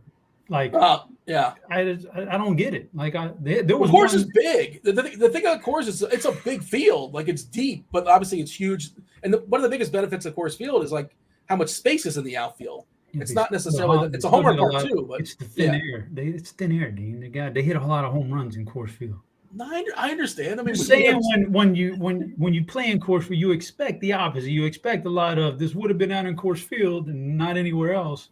Instead, you're getting literally the reverse unicorn I had the other day, where it would have been out in every park except for Coors Field. Bizarre. And then you have some Fenway, like the weird singles in Fenway that would be homers everywhere else, or Arizona with the ridiculous center field wall, which is too big. Those things happen as well. Thankfully, they got rid of that hill in Houston, which probably tore some ACLs over time. Did it ever tear anybody's ACL? I feel like it might have at some point. Somebody had to take a big spill. That was exciting when I was out there. Why not just put a cow out there in center field just for fun? That'd have been great. Why there's like a hill and wasn't there like a giant flag too in center field? Remember that? That was a thing. Yeah, I remember, Dean. Thought it was good stuff. Dodgers lineup is out. Betts, Freeman, JD Martinez. Peralta, Taylor. Taylor is in the lineup. You're looking for him. Hayward, Outman, Rojas. No surprise. It's Barnes and not Will Smith. Barnes tends to be the personal caddy for Kershaw. I thought there was a chance that Will Smith would DH. He is not DHing. That will be just Dingers, J.D. Martinez. And I believe we have a Seattle lineup as well. Crawford, Rodriguez, France, Hernandez, Kelnick, Suarez, Big Dumper, Kyle Raleigh, Ford, and Caballero. There's a random homer for you. Kyle Raleigh. I'll throw that one out there for the people. I'm hearing some natural sound. I'm not sure if that's coming from Kevin Roth or from Squirrel Patrol or Dave Potts. That's me finishing drinking my water. Welcome back, Dave. How did the I didn't. What was it? What's it? A music festival? A music school? Music what camp. I teach songwriting at a music camp. So it was fantastic. It's a good time. You're teaching kids, adults? Yes. There's different ages of kids. Like this particular camp went up through high school. Do I need any sort of musical background? Can I show up to this camp and stick around for a couple of days and have the ability to write a song? That is absolutely correct. Yes. Oh, and I mentioned it this morning. I think Kevin Roth next to me. We do have an adult camp in July, right after the All-Star break. We could use a couple of drummers, so feel free to come on over. I'll teach you to write a song. We'll get you playing some drums. It'll be great. I can play a mean triangle, or I can shake a maraca pretty good. If that helps, I don't know if that's percussion. That absolutely helps. Okay, fair enough. So road trip to Alabama. Is it Alabama? Yeah, it's here in Auburn. Let's do it. All right, Chop, you with me? Road trip? No, dude, I hate road trips, man. We'll gas up at Buc-ee's. We'll stop at Buc-ee's. No, I hate Buc-ee's. I really hate road trips, basically. Yeah, I'm out on that idea. We just got a Buc-ee's here. It's like 2 miles from my house. So you can stop at Buc-ee's right before you get to camp there. Has it become totally overpopulated yet? It was the first few days, like everyone in town just went to Buc-ee's every day. But now it's kind of calmed down. Okay, give Roth, it a few months. It'll be totally out of hand. It's Roth, crazy. Yeah. Roth, you're a Texas guy. Chop was slandering Buc-ee's. And I don't know how the hell that's possible. They'll kick you out of the state if they hear him doing that. You might get kicked out of the state. You want to defend? Are you on Team Buc-ee's? It's the most impressive business I've ever seen in my life. Like I just walk in there, I'm like, holy shit! How do they have so much inventory and so many people? That place, I've never seen a place make more money per dollar than a Buc-ee's. It's just more money per hour. It's just amazing. And they are spreading across the country. Yeah, there's a one in Florida. We learned this. This is what we were talking about earlier on the show, by the way. It's a callback. You guys weren't aware. I presume you weren't watching, but we got into talking about Buc-ee's and Wheel of Fortune. We gave out some RG Premium. This is what we do. We have an hour and 15 to talk about the baseball slate. Squirrel, is this your first baseball show of the year? It is, yeah. I go into hibernation after NBA regular season, and then Andy Means and Devin have to come find me and wake me up, and it's time for baseball. Okay. Assemble. Well, welcome, Squirrel. Do you go on vacation, or is it legit hibernation of some sort? Are you vacationing anywhere? No, I haven't been on vacation. Just hiding. All right. But yeah, short little 9-month baseball season. Got a couple months off. So. Welcome back. Chop, you got anything for the people before we step aside and get out of here and make way for crunch time? Bobby as well. Anybody have anything for the road, or shall we just make way? Nah, we get out of here. Good luck, guys. Chop, Bobby, Dean, Roth, take it away. Good stuff. As always, welcome to it, ladies and gentlemen. It is crunch time. This show is sponsored by Fanduel. That's why it's free. Make sure you're hitting that thumbs up for us. And it's the show where we're joined by two of the sharpest minds in the biz. You know these two. It's one, Mr. Dave Potts, a.k.a. Cheeseisgood. Good to see you again. Second time today, sir. Yeah, hello again. We are back, and we have the squirrel, which I think is exciting for all. I slightly prefer being the best DFS player on my webcast, but I'm fine to take it back. So I'll just sit here and listen. It's fine. At least the best ball DFS player. I don't even understand what I'm doing here anymore. Squirrel is one of the best GPP players in the world, and we are always thrilled to have him. Squirrel, how are you, man? Long time no see. Yeah, it is. It's good to be here. Ready for some baseball. It's been a good season so far. NBA Finals just finished on what was it, Monday? So yeah, time to turn the attention fully to baseball, except for the US and UFC. Okay, so not at all fully on to baseball. But yeah, that's fine. Hey, well, we are excited to have you guys. I want to walk through the slate, but we've got a little issue. We got a little problem in the weather department, and I think it's probably kind of a big one. It's Boston. I think everybody wants bats there. Is that the deal, Cheese and Squirrel?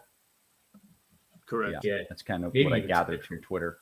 I think they're probably going to late start and play because I think the Storms are going to be gone by about 9 Eastern. So that would put it at about a 2-hour late start or so. That is not some sort of slam dunk guarantee. Like a 2-hour late start can occasionally just be a postponement. Like, I can tell you when the rain's going to clear up, but I can't tell you what they're going to do about it.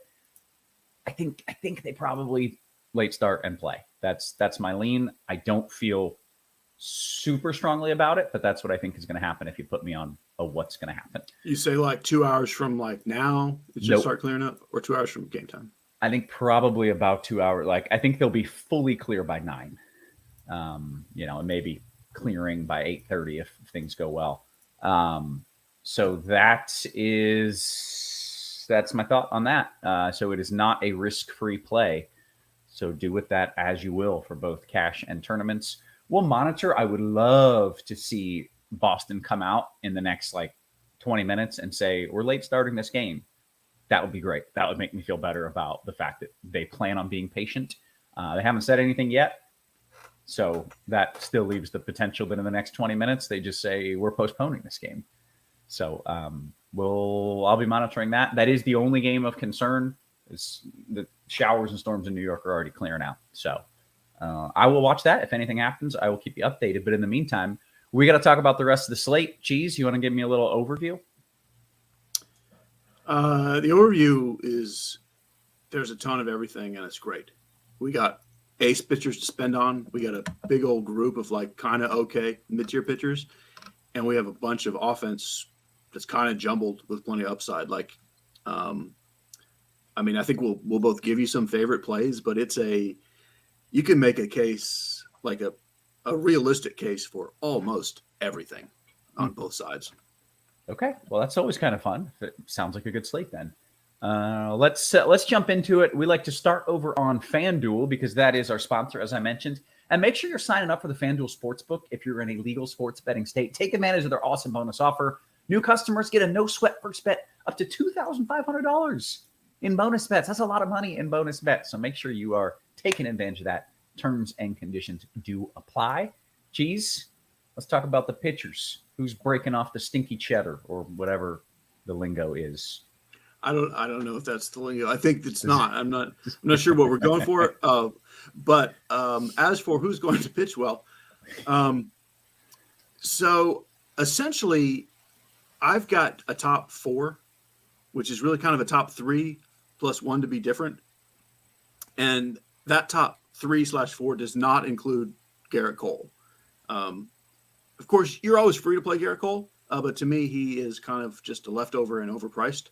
I think Tyler Glasnow is the chalk on both sites, but not super heavy chalk. I mean, we've got plenty to like, but I do think Glasnow will pick up more ownership than anyone else, followed by Louis Castillo. Castillo is my preference. He's my SP1 on both sites. And then if I have money, I'm playing Kershaw ahead of Glasnow as well. But Glasnow is close. So that's my top 3. That's in any lineup where I can just fit whoever I want. I'm playing Castillo, Glasnow, Kershaw. I don't think there's anything sneaky about that. I would say probably that's the top 3 owned in order, but it's all kind of close. My number 4, kind of just be a little different, is Framber Valdez instead of Garrett Cole as the other spend up. Then it gets just super interesting. Justin Verlander is priced way down because he just hasn't been the same guy. We've seen him pitch kind of like himself a couple times this year. I think it's totally viable to play him in tournaments because he is cheap. I don't trust him, and I have more Yankees bats against him than I have him, but I totally get it at this salary. My preference is, if I'm not getting double aces, is to just even go a little cheaper it's a bunch of dart throwy kind of stuff. Like we do have some upside with like Reed Detmers with a bunch of risk. If you think the Boston game is going to play, you could say the same about Garrett Whitlock. You could kind of say the same about Drew Smiley, Daniel Lynch. I'm playing. Like sometimes I just tell you what I'm going to play and then tell you I don't recommend it to anyone. I think it's a terrible play, but I'm playing it. Is Ben Lively. Like just take that for what it's worth. He's a terrible play, and I'm playing him, and I fully expect to win with those lineups. But I think if I recommend you to play him, he'll put up a -8, and you'll be like, "Why did you tell me to play him?" I didn't. I'm just letting you know that I'm playing him. Okay. And that's kind of it. I mean, that's a lot of names, and there's more. Michael Waka, I guess, on DK. I don't like him on FanDuel where he's priced, but like Waka and Andrew Heaney. And then down all the way, Ranger Suarez, again, more so on DK. But even in a tough matchup, he's a little too cheap, so I don't mind playing him just to get fully crazy with bats. And Cheese, as kind of a percentage, how often are you going with like the double spend up at SP in your lineups? A little more than half. Okay. Gotcha. Okay, great. Squirrel, let's bring you into the conversation here because there are a lot of good pitchers, and I'm intrigued what route you're going. Yeah, I think it's kind of a clump at the top. I think like Luis Castillo might be the highest owned pitcher. I think it's going to be either him. It's the clump at the top. I think is Kershaw, Castillo, and Tyler Glasnow. I'm probably playing the most relative of Kershaw. And I think Framber Valdez is actually an excellent fourth option because I think he's right up there with those guys, but I think he's going to see like a half or third of the ownership because he's facing a really low strikeout Washington offense, but you get points in other ways, and so they could make a lot of quick contact, and he could pitch a long game where Washington doesn't score, and you get a bunch of points for that. So I would put Framber Valdez up there with the other three guys and play a good amount of them. I think there's a pretty big drop off to anybody else. I probably of the like medium guys, Verlander's probably my favorite. But actually like kind of like Garrett Whitlock a little bit. He's the unfortunate thing is he's pitching in Boston. And so but if they late start and then can play a full game, then I think he's right back in the conversation. The Colorado offense is not that good. And you get a pretty significant price discount. The only other guys that I'm really considering, Ben Ladley, like she's mentioned, and maybe just a smidge of like Merrill Kelly and Reed Detmers. Okay, so I feel like y'all are pretty much on the same, in agreement here with what we're doing there pitching wise. Let's talk about some of the stacks and some of the bats. And Squirrel, you can lead us off. I don't know if there's chalk. I'm kind of looking at the implied run total here. But what are most people playing, or is it spread out? And if so, just tell me what you like. So I think the chalk is going to be Boston again, which is difficult with the weather situation. Yeah. And I do like the Boston bats. Some of the other teams, probably the team right after that is Tampa. They're on the road, so they're in Oakland, which isn't a great like hitting ballpark, but it's actually not that terrible. They'll get the road at bats, which is significant. And honestly, like every park is probably better hitting park than Tampa. Other stacks I like that are a little bit more off the board. Texas and the Angels, both a lot of power. Like the Angels lineup, I think is getting a little bit better. For years, it's just been Ohtani and Trout. The other guys are starting to hit, and you can only fit so many guys. So like if you're playing Ohtani and Trout, then you only have to find like 2 or 3 other guys. With like Hunter Renfroe and Taylor Ward, I think there's other guys you can fit in there with a stack with the other 2. Let's see. Maybe the Dodgers and then in Houston as well. So maybe my remaining stacks that I kind of like. Okay, very good. Cheese, I feel like that was kind of the usual suspects here. You do you feel differently as far as where you're going? I mean, that list was pretty right on, and because there's so many teams in it, like ownership just can't be that much of a thing. Like there's so many top teams, it just naturally gets spread out. And I do think the one team that might have been chalk is Boston, but you add in the weather risk if they announce a late start. And I'm not sure they would have been mega chalk anyway, just because it's kind of a weird, lacking star power lineup anyway. I would say my favorite teams, with just trying to be different and keeping some upside, Mixed in is going to be Seattle, San Diego, and Tampa. Okay. We've got still like 34 minutes here until lock. I think it's time to go a little bit around the horn. Cheese, you want to talk the catcher position for us? You know that I do. There's going to be a lot to like at every position. Like, there's no way we're going to be able to name every single good play. Mm-hmm. But if spending up, Rutschman is my favorite, and then Cal Raleigh is my second favorite. By all means, Sal Perez, Real Mito, that's all fine. Both Texas catchers are interesting. I think Connor Wong will be the chalk cheap guy. You can pivot to a little like Alejandro Kirk, I think is interesting. Maybe Chad Wallach, but pretty much outside of those few guys, it's a catcher in a stack. Okay, Squirrel catcher. Yeah, I always like the Kansas City guys, MJ Melendez and Salvador Perez. JT Realmuto has just been going absolutely berserk. Cost me like $50,000 2 nights ago. Just about getting a double. Yeah, Squirrel, by the way, when I went to bed, I don't know if it was last night or the night before, I was like, man, Squirrel's going to win everything. And I woke up and I don't know, I guess something happened, but still looked pretty good. I think it was 2 nights ago. They just needed to get JT Realmuto out with 2 outs, and they couldn't do it. Easier so he said had a than double done. got the cycle, which you don't get extra points for. But I was just a couple points ahead. But I actually got some live bets in, which is nice. I got like Philly plus 3.5. Because like I knew if like Realmuto didn't score, even after I think he hit the double, I think I was winning. But like I need them to not drive him in, and which of course they did. But I got some like nice 3-1 live bets as a hedge. But in any case, he's been hitting the tar off the ball. You don't see catchers hit for the cycle very often. I think he hit a triple last night as well. And then in terms of like value pieces, maybe Alejandro Kirk with Toronto, probably my favorite value catcher. Okay, great. How about first base? First base, looking at the FanDuel positions. Freddie Freeman, Bryce Harper, and Yandy Diaz probably. Justin Turner is also first base eligible on FanDuel, but he's in the Boston game, so that the weather is a little bit of concern, but hopefully it plays. His teammate Tristan Cassis is a good value play, right at 2,500, and then maybe Jake Bowers as well for if you're looking for some savings on FanDuel. Okay, Cheese. Yeah, those are the primary names. I think Freeman and Vlad are the 2 guys I want the most of. And then Harper on FanDuel, Ohtani on DK.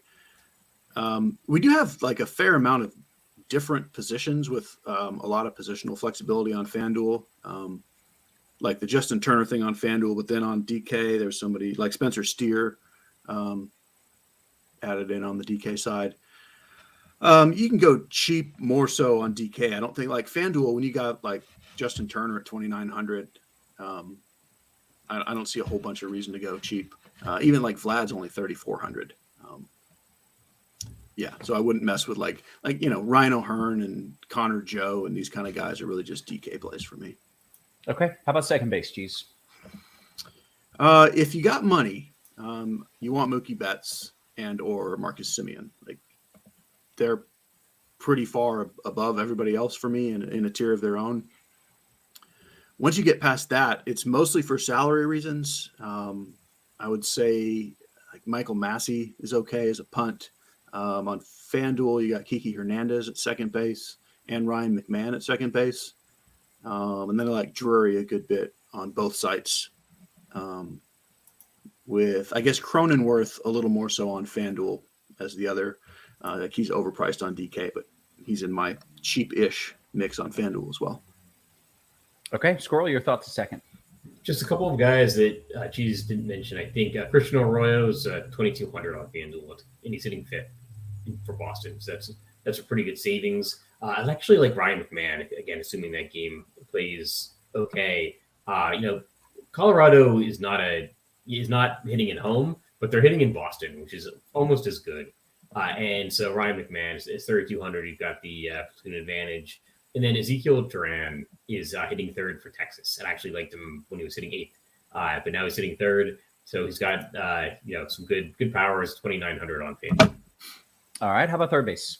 Going to third base, Yandy Diaz, Ellie De La Cruz, always the man, but now I priced up to 4,000. So he's third base shortstop eligible on FanDuel.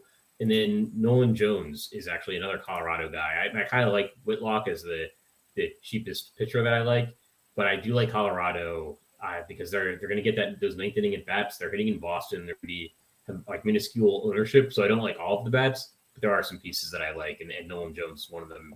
He's hitting leadoff. I believe it might be his first time, hitting leadoff this season.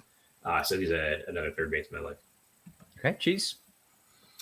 I don't know what it is that Gunnar Henderson might have to do to get his salary raised, but it's more than hit a home run every day for the rest of his life. I know that.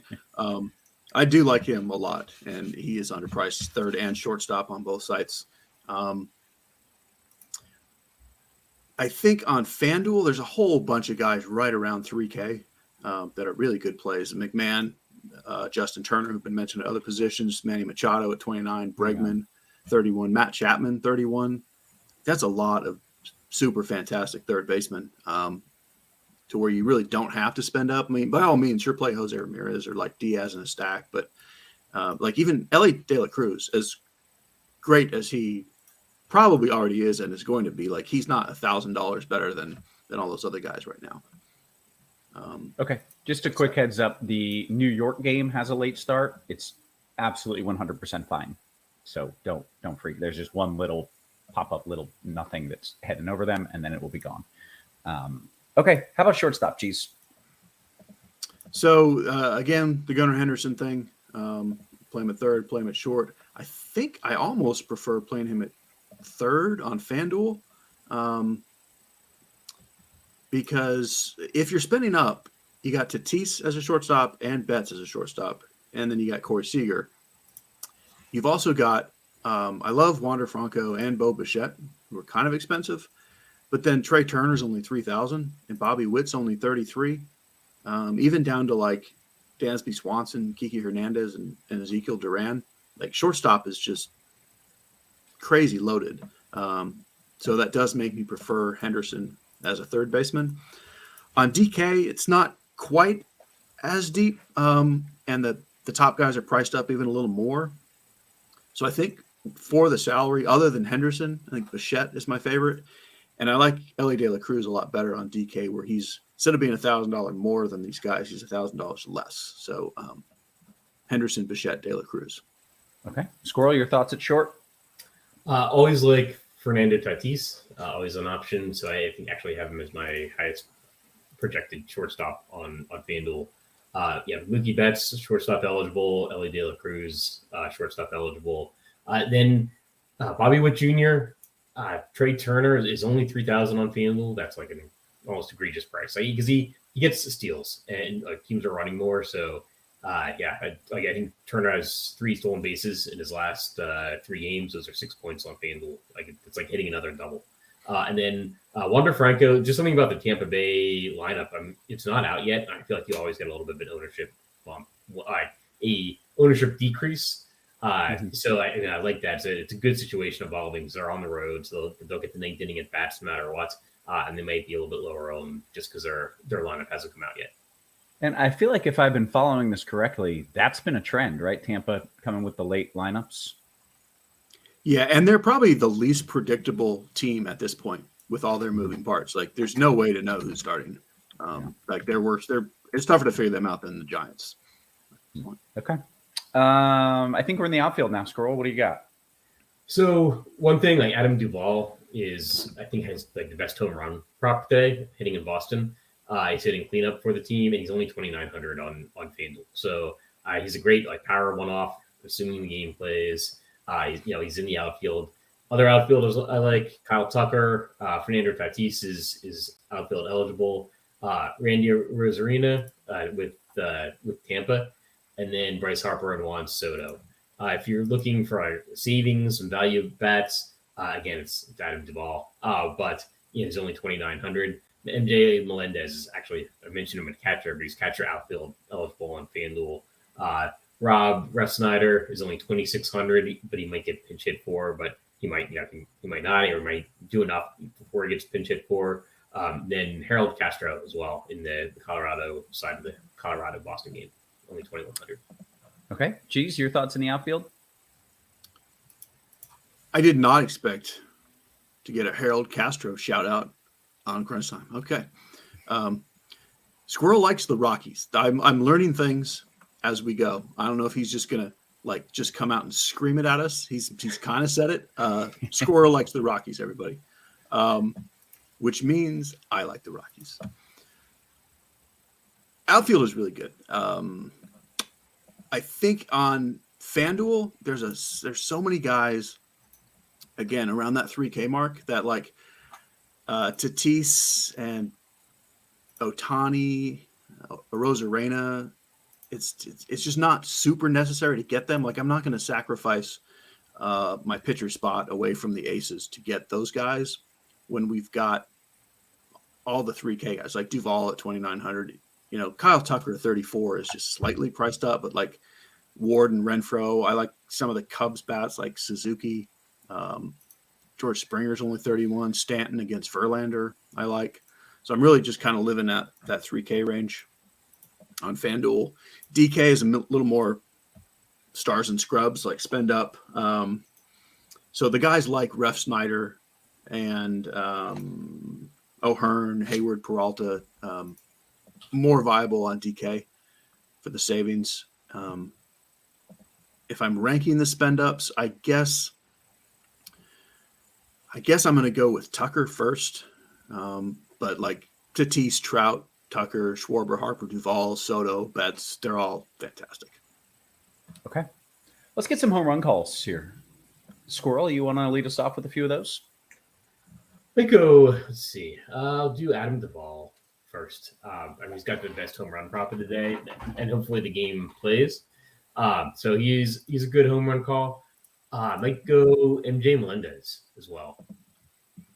Okay. Cheese, you got a couple for me? The big fondue? Jared Kelnick. And you know what kind of day it is, Roth? A stressful one? Matt Carpenter. Oh, it's Carp Day.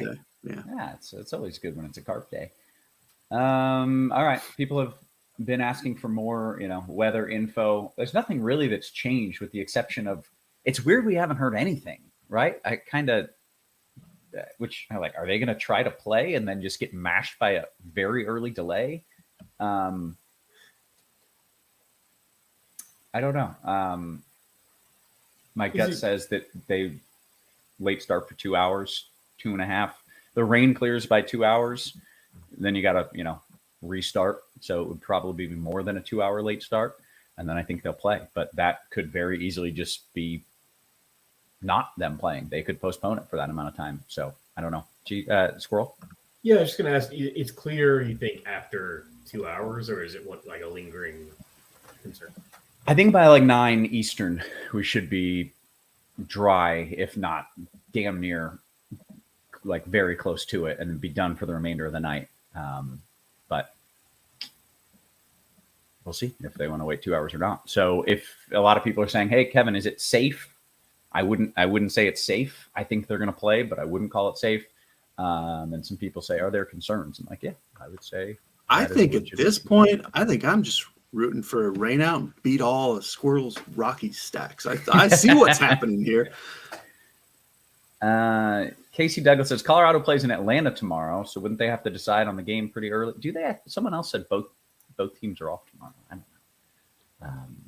I have not checked. Yeah, I know they're in Atlanta this weekend because I'm going. Oh, very nice. Little Father's Day Braves game, but let's see tomorrow. Yeah, they are in there tomorrow. It's an evening game, so. But yeah, theoretically, they wouldn't want them to play till 1 a.m. Yeah. Let's get some QQs. I'm pulling up the Discord. If anything, if there's some aha moment, or if we get news coming down, of course I will stop and interject. But I don't see anything now that I didn't see at the start of the show, and I don't truly expect any changes in the next 15 minutes, unless they just announce a postponement, which honestly at this point would be kind of nice because that would remove the potential damage. Let's see. NBA DFS says, just to clarify, there's no chance Boston starts on time. There's a chance. I don't think it would be very smart, and it would absolutely bone you if you played pitchers.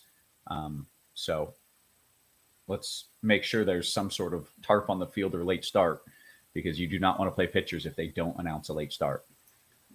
Squirrel and Cheese on FanDuel, who's your favorite large field pitcher? Squirrel, you can lead us off in that one. If I'm going super large field, you know what? I'd go for Amber Valdez, because I think he's going to see the lowest ownership out of the four main guys.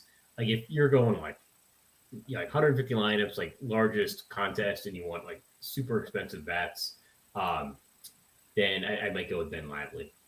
Okay. Cheese, you have similar names, different names? Did he just steal my Ben Lively? He did. He took Ben Lively right from you. Yeah.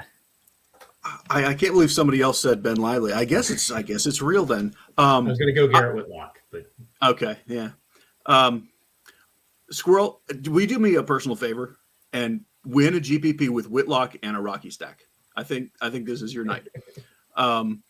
So I'm just going to say Castillo. Like he's chalky, but I think it's spread out enough on FanDuel that I don't think anyone's getting much over 20%. So I'm not going to worry about it. All right. Cheap pitcher in a GPP. That's your Ben Lively, right, Cheese? And this is DK. Yes. Yeah.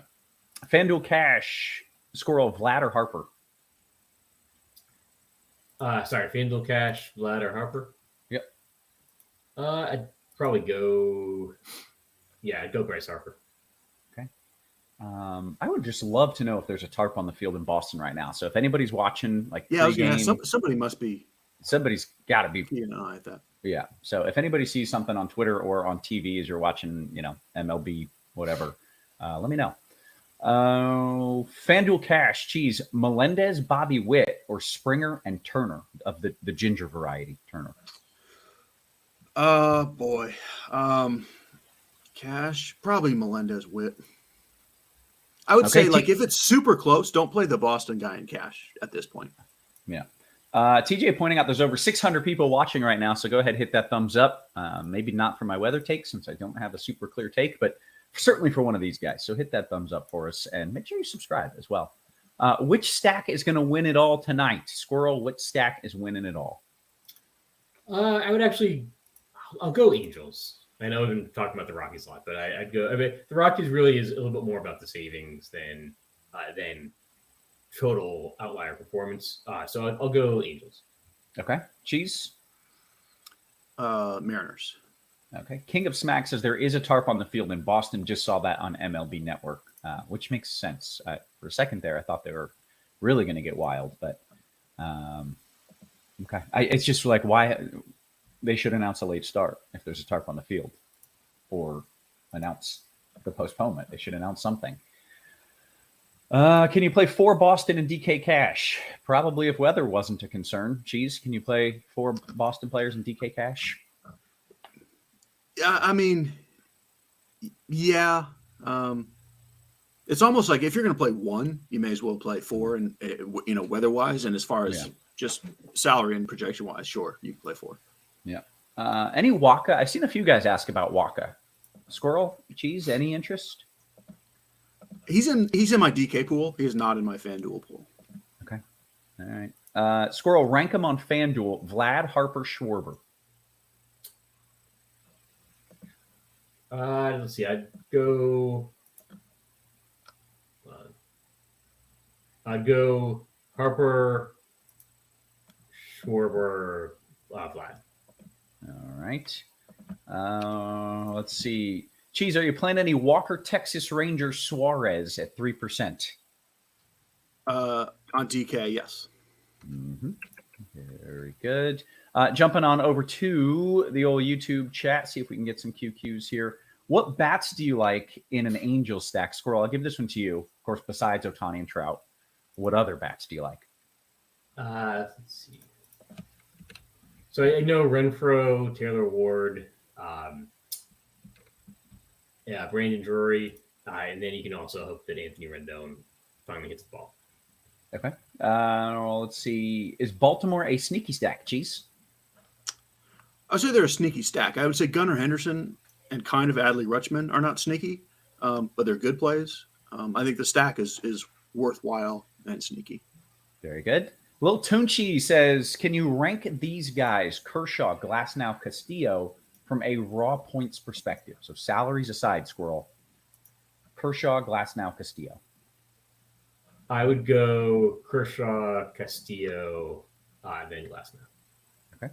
Which is how they're priced on FanDuel. All right. James says, Cheese, how do you feel about Perdomo versus Taylor? I would lean towards Taylor there. All right, hang on. We got a tweet here, but I can't see. In 1 second. Is Texas a good stack against Detmers, Graver, or Heim at catcher? I assume that's Garver. I don't know. Yeah. Yes. Do you want to answer that one? They're a good stack. I slightly prefer Heim, but I do like both catchers. Okay. So, the tarp is down. That was just kind of a confirmation. The tarp is still there. Let's see what we got on the old Discord here. DK Cash, your favorite 3K outfielder or lower? Cheese, I'm giving that to you. DK 3,000 or lower? Mm-hmm. Well, I think Melendez is right at 3K, isn't he? Yeah, so that would be Melendez. Just watching some radar. Like, they should just wait 2 hours and play baseball. Like, let's just wait 2 hours and play baseball. They should just wait 2 hours and play baseball is what they should do. So hopefully that is what they decide to do. 3v3, Squirrel. Kirk, here we got a notification coming in. The Red Sox game will be delayed. So that's kind of what we were hoping to hear. Because it worries you when they just don't tell you anything. But that is, let's see if they put that officially out. Okay. I think they're going to wait 2 hours and play baseball. Like, that's my official forecast here. 3v3, Squirrel. Kirk, J-Ram, and Duran versus Mejia, Jose, and Henderson with ownership factored in.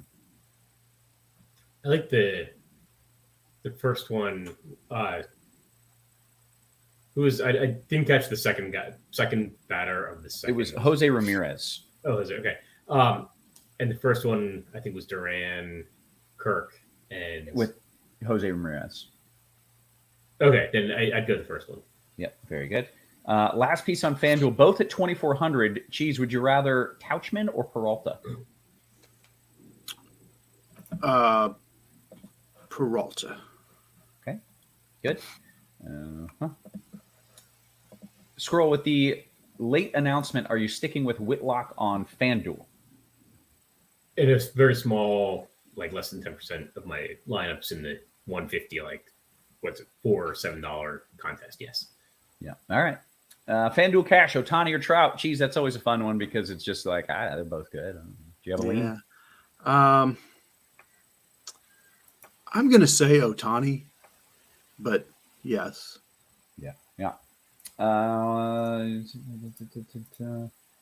got a stack question. Let's see what was it. Oh, any thoughts on a D-backs stack? Squirrel, did you get there?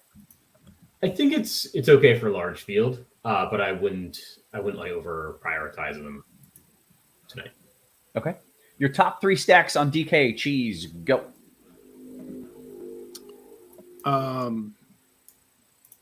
Mariners, Dodgers, Padres. Okay, Squirrel, DK tournament question. Can you go big Ben Lively and Ranger Danger and then get all the big bats, or is that just crazy? Yeah, it's absolutely in play. Yeah, very nice. All right. 2v2 coming in, Cheese, Ward, Glasnow, or Lively, Trout?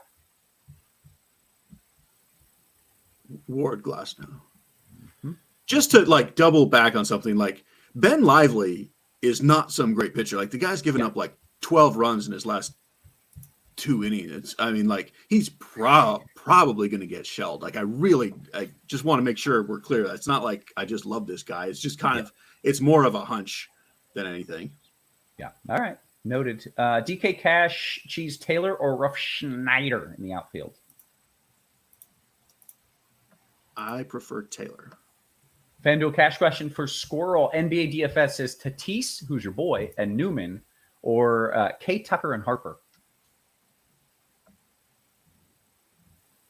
I'm not sure the salaries. I like Tatis a lot, but if you can get, was it Harper and Tucker? Yeah. Rather than, was it Kevin Newman? Yeah. I'd go with the Harper Tucker. Okay. Any interest in a Toronto stack? I feel like there was yes. Yeah. Mm-hmm. Oh, not an agreement. We like it. DK cash question, Cheese 3v3. Witt, Melendez, Tatis, or J Ram, Trout, and King Tuck. J Ram, Trout, Tucker. Okay. FanDuel cash, Squirrel, Schwarbs, or Harper is a one-off. I'd go Harper. FanDuel GPP Cheese, one-off, Stanton or Springer Dinger? Stanton. Let's see. I'm going to scroll up just a wee bit here. James says Yainer? What the hell is Yainer? Yainer or Mejia? He's one of two Houston catchers. Oh. Is his name really Yainer? Yainer Diaz, yeah. Oh, okay. So what I would say is, well, by the time the Houston game starts, we should have a Tampa lineup. You can't assume that he is playing until you see it. So for now, Diaz. Gotcha. All right. We'll take this question from Ryan. He says Adam Frazier or Austin Hayes, Squirrel. Probably go. It's two Baltimore outfielders, right? I'll go Austin Hayes. Okay. And then right back to you, Squirrel. Ward, Morel, or Salpal in FanDuel cash? I'll go Ward because he's leading off. Okay. Red Psych Sports says, Cheese, this is ugly, but DK single entry, Kershaw Medina or Waka Whitaker. Thank you.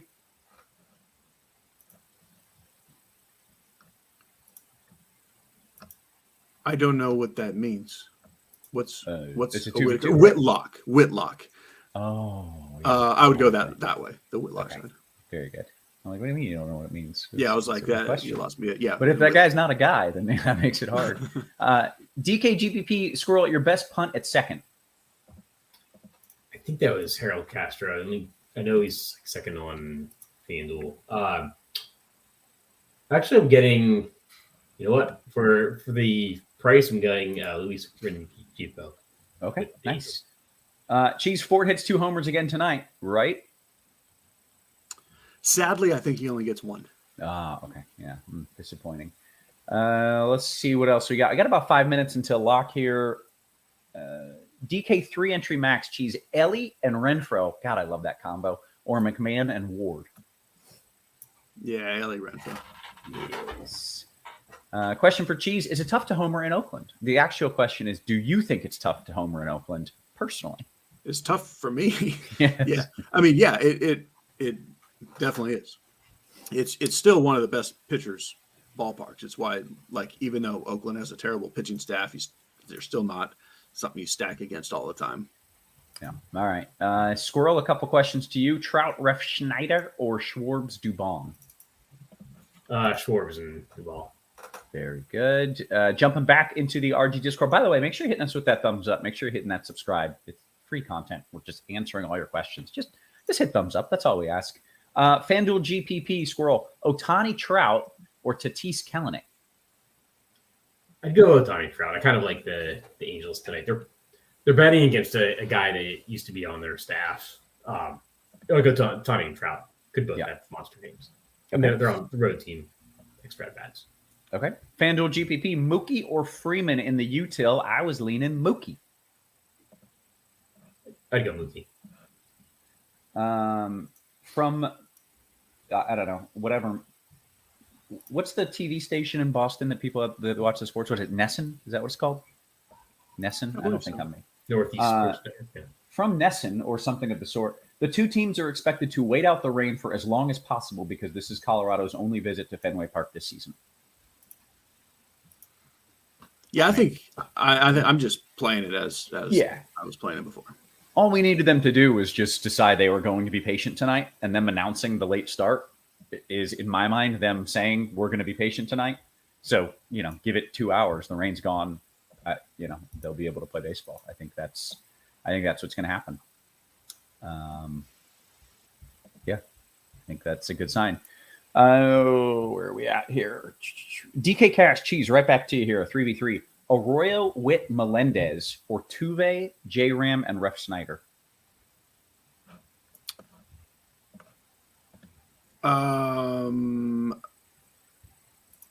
Arroyo, Witt, Melendez.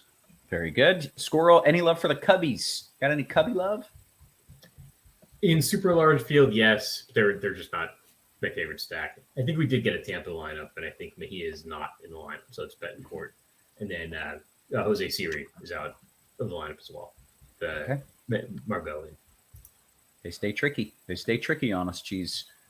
Cheese, do you like playing two low-priced pitchers tonight, or no?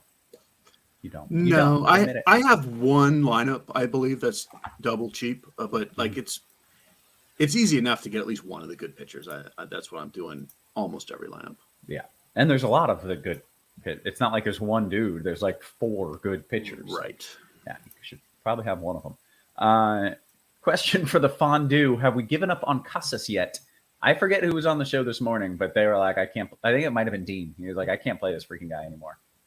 Yeah. No, I mean, he is what he is. Like, he's going to, like, he still walks a good bit, which, that doesn't really help in DFS, but it makes him non-terrible enough in real life to stay in the lineup. Mm-hmm. He's going to hit like the 200 batting average is real. Like, he's going to hit 200, but he hits a bunch of fly balls. He's still going to hit home runs. He's like a cheap random shot that more often than not is going to give you a 0. Okay.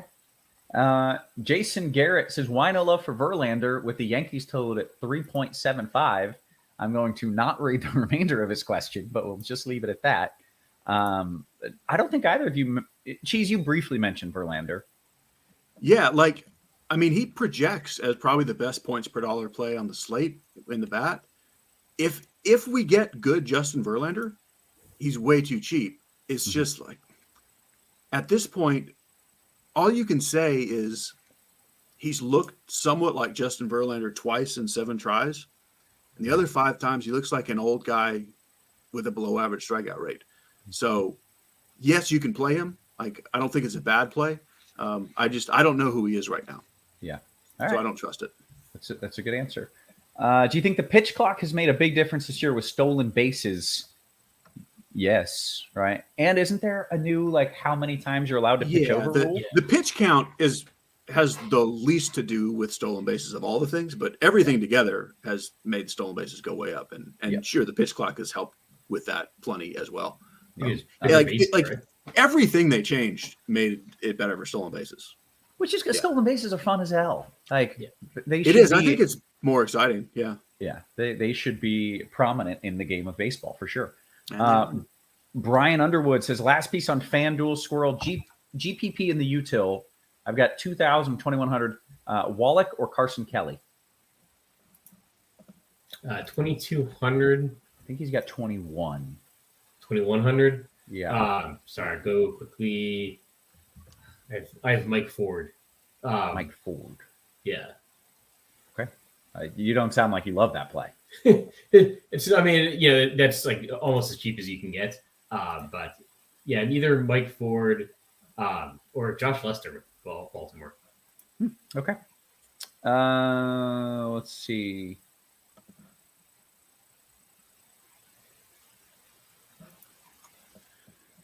Any India? We hit lock, by the way.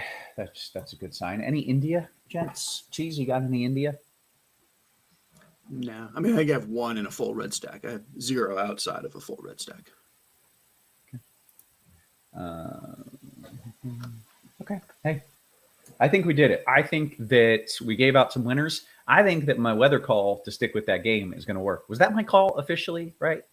Sure. Yeah. Close enough. If it plays, definitely. Yes. I like that. Yeah. If it works out, it was a great call. Yep. Cloud says, did Boston announce a late start? Somebody did. I never saw it from Boston's account, but somebody in Boston announced a late start. So it's happening. Yeah, I think I think they're going to play.